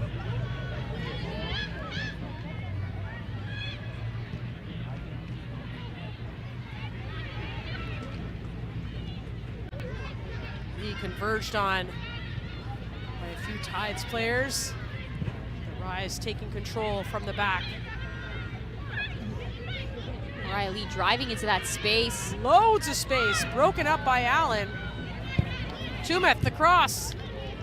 And skied over top by DeFilippo, who's got one of Vancouver's goals in tonight's match. Substitute for Halifax, time 74th minute, Tiffany Cameron coming out of the match, and Sid Kennedy coming in. From Fletcher's Lake, Nova Scotia, big fan favorite here. Kennedy also being one of those bright spots up top and on the flank. She's been great for them so far this season and creating a lot of danger up top. Cutting inside, she's able to strike it with both feet. She's great at running 1v1 down the side, down the flank to get balls into the box. Her delivery is usually very precise. So adding her into the game at this point, Signa, I think this can help to really light that fire under Halifax in the attack. Kennedy had a cracker of a shot against Ottawa, she sure nailed did. the crossbar. Rhodes fights Quinn off the ball. Kennedy's first touches tackled by Tumeth. And another thing to note is we're also seeing Sura Yeka play as that center back again, and her more dominant position and what she's typically used to playing is out on that flank, and we saw Tumeth start into more of that central role as well as Yeka deployed out wide. So you're seeing that comfortability and that confidence that Anya Heiner-Muller has in having a player like Coward and Yeka back there with that experience to really drive that back line while freeing up a player like Tumeth to go at people and get involved in the attack. So putting pressure on. Tumeth again, timely tackle. Allen cuts it back. Leslita Pedersen pulls down quickly and the ball sprayed wide.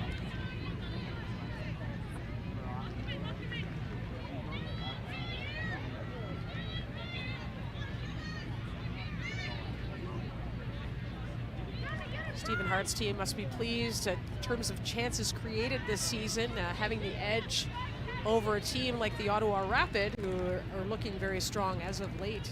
46 chances created, and that shows just how many strides they've made forward this year, Signa. Last year we would have been having a very different conversation, but we've spoken about how we've seen this attack really come together, and now it's just about continuously finding the back of the net and being clinical in those moments when they are creating such great build-up and such dangerous chances. And switches the play. Kennedy and Mariah Lee battling it out for it. You know, Stephen Hart has said, you know, he's seen glimpses of his team this season that they have the ability to make those big strides with, you know, things like better communication, concentration, and obviously health. There are several players out with injury right now as well. Substitution here for the Vancouver Rise. Camila Reyes, who was very active tonight in tonight's game, coming out. And Jamie Perreault coming in.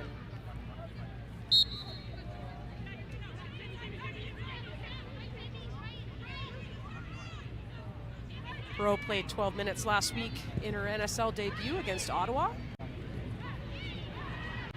Pitt Meadows BC product. Tifa Abdu coming and dropping low continuously, getting on that ball, spinning out and causing issues for this Halifax back line.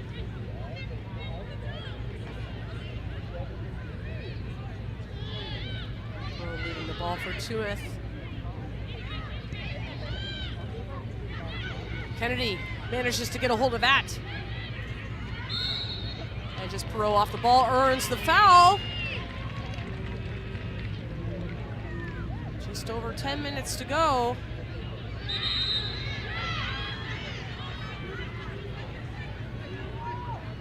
Cole not happy about how close Abdu is to the ball, but also tells Pedersen to get the ball back a couple yards.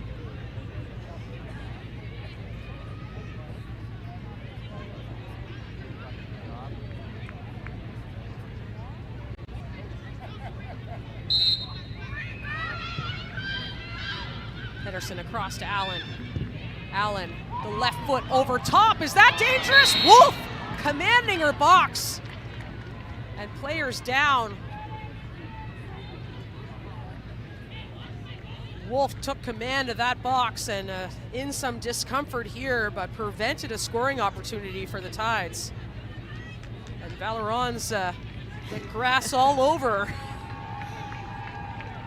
All players involved put everything into that challenge It's great recognition from Allen to get that ball in, and you see Wolf command the box. As you said, Signa comes up, is able to get her hands on that. Valorant, unfortunately, falling quite hard. But everyone's back to their feet, which is what we love to see. Valoran holding on to that shoulder. Halifax's top tacklers, Valoran, just off the foot of Taylor. Kennedy comes back quickly, steals the ball away from Perreault. Perreault back, trying to recover. Kennedy, can she get up the cross-off? She does. Clear to the top of the box, and the shot, Pettersson is blocked. Pettersson again. Sliding it out to Valoran. Halifax on the prowl now. And Lee comes back in defense to help out. Dangerous chance there for the Halifax Tides. That ball spilling right to the top of the 18. Pettersson not able to strike that.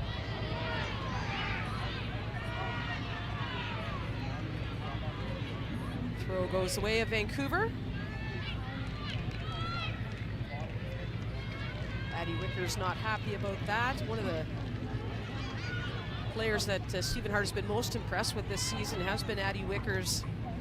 Say she plays with a "I'm here to stay" mentality and leads by example.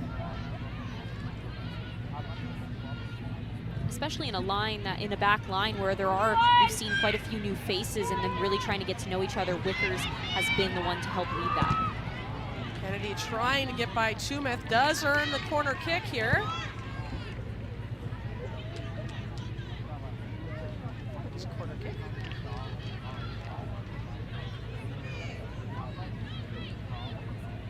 Ricocheted out, so it is a goal kick for Vancouver.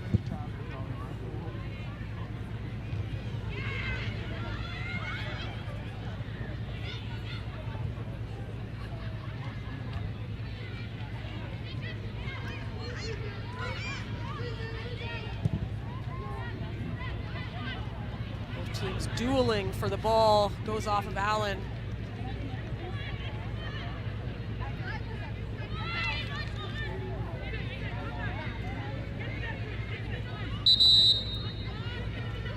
Vancouver in no rush to get the ball into play. For a Halifax throw. Inside 10 minutes at the Wanderers grounds. Vancouver Rise on the road, a 2-1 lead. Thanks to a second half penalty kick from Quinn.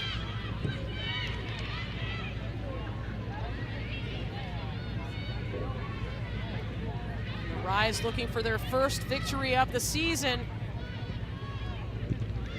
after a tough start on this NSL calendar, including a couple lopsided losses.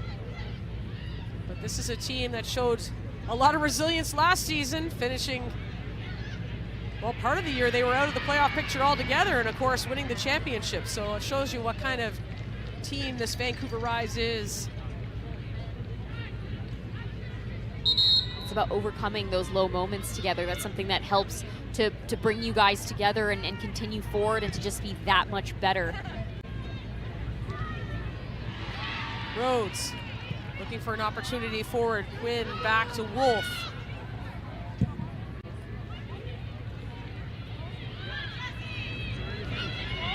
Wolf sending it way up the pitch. It's Allen against Perreault. Perreault showing some great pace.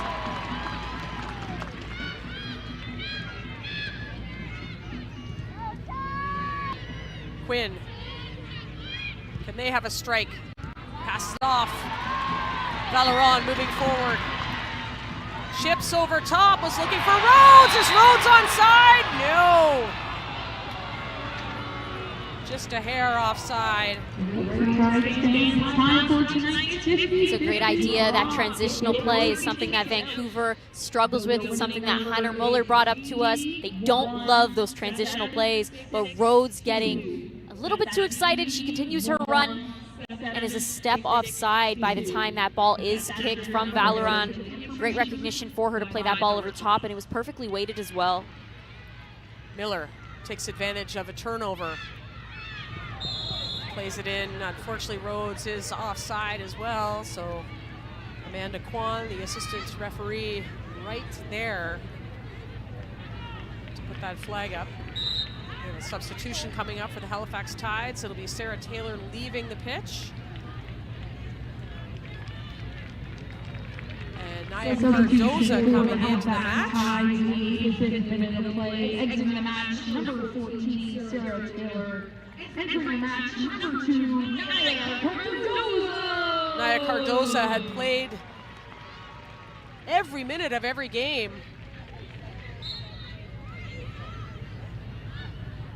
And it looks like we're seeing her deployed in a bit higher up. Well, you know what? She was a center back for the first 3 games we saw her, but the Jamaican international showing that perhaps she has a little bit of offensive prowess as well. Perot moving forward, taking a few touches, tackled by Allen.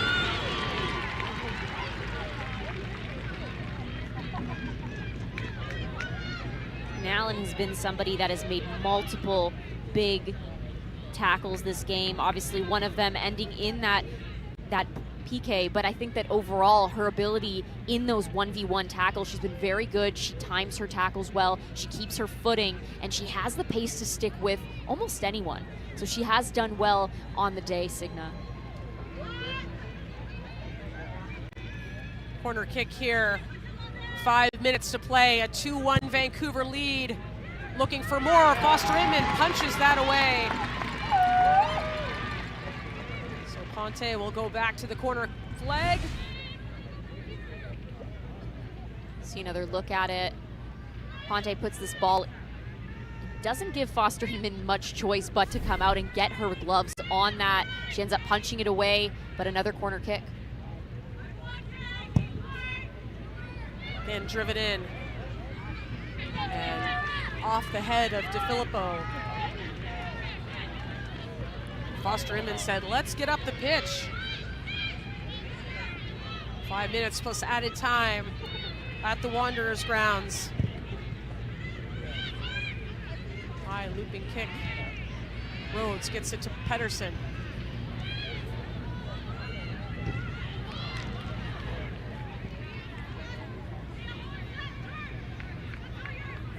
Jordan Rhodes continuing to be very active coming off the front. Almost 3,500 in attendance at the Wanderers grounds today. Valeron taken down. There'll be a free kick for the Tides.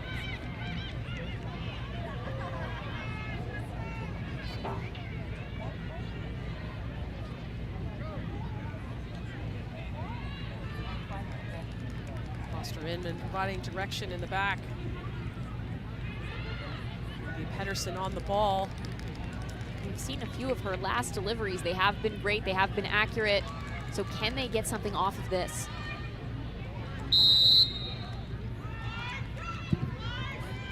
Ball driven in. Wickers trying to keep that alive.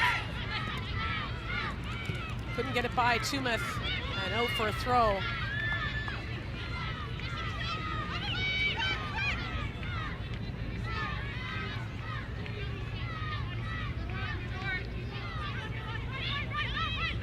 Allen, long throw in. Flicked on by Rhodes, but Yeka clears it away. Leslie looking inside the box. High ball.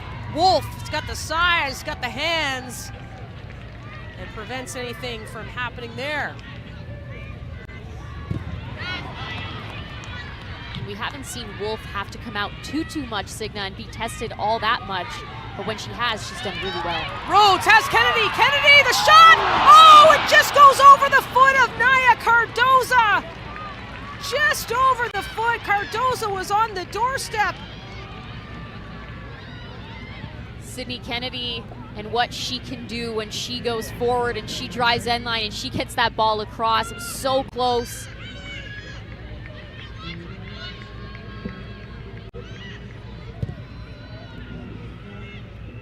Halifax pumping it forward. Here's Valeron bouncing the cross in.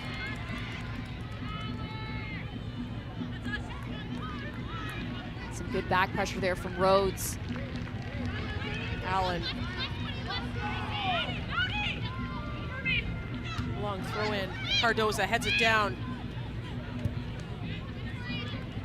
And Tumeth has had her work cut out for her today. She's been up for the task. Allen, another long throw in. Cardoza tries to flick it on. DeFilippo back there to help out.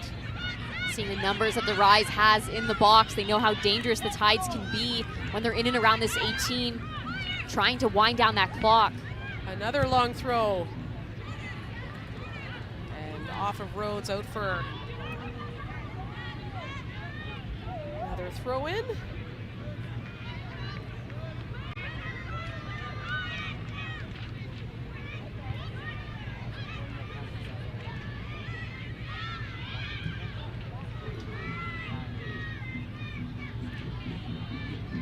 Perreault does well, moves forward. Jamie Perreault finding some space, cutting it back in no hurry with the 2-1 lead. Quinn.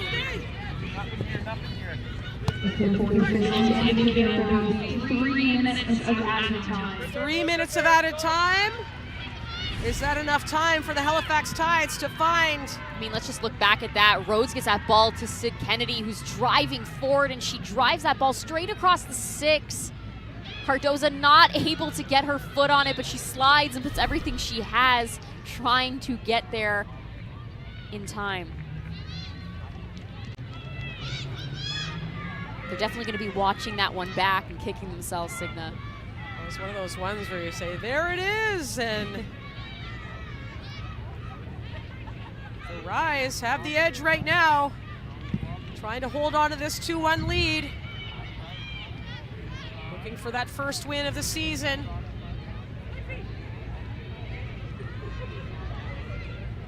After some tough early moments, this would feel good, especially when you travel all the way across the country.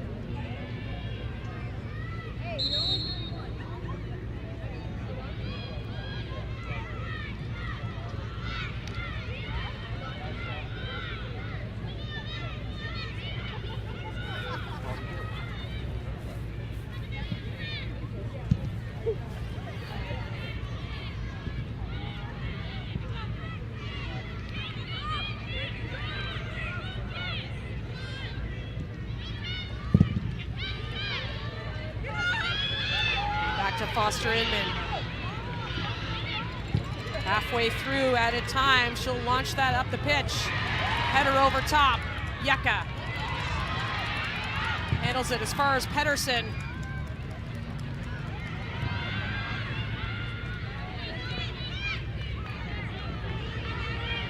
Wickers.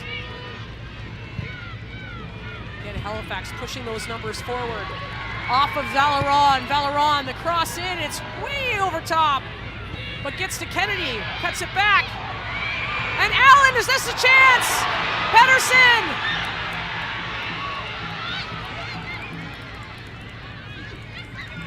Kennedy trying to curl one in.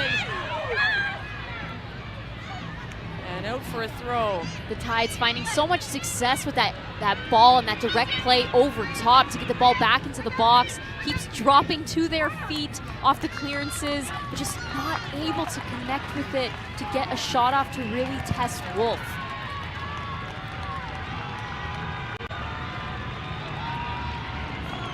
Is there a goal at the death here? Tides fans would love to see it. They're coming alive at the Wanderers grounds. And their team come from behind, driven in, headed away by Cowart.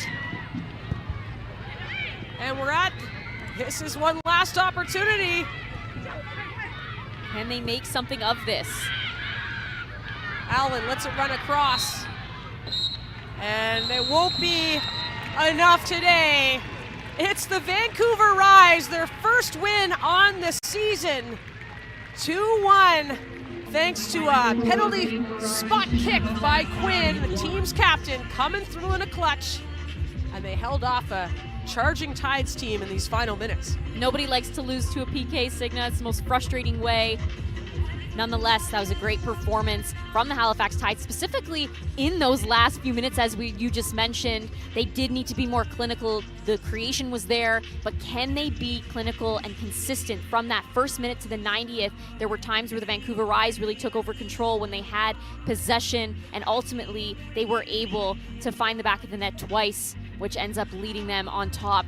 But the Halifax Tides, there was some great things. Can they continue to grow in that attack?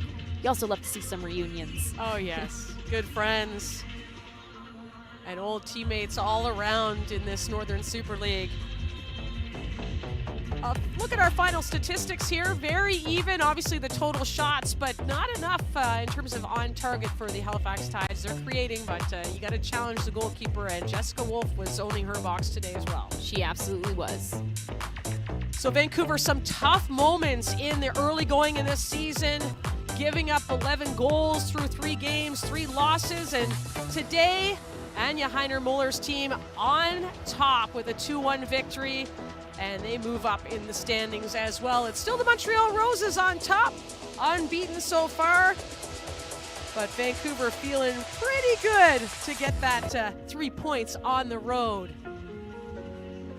Foster Inman smiles despite that loss today. 2-1 the final from Wanderers grounds. And then the follow-up reaction. And the follow-up reaction, you got it. Thanks for watching us here on this broadcast brought to you by BMO, the official sponsor of the Northern Super League. It's been a pleasure. See you next time.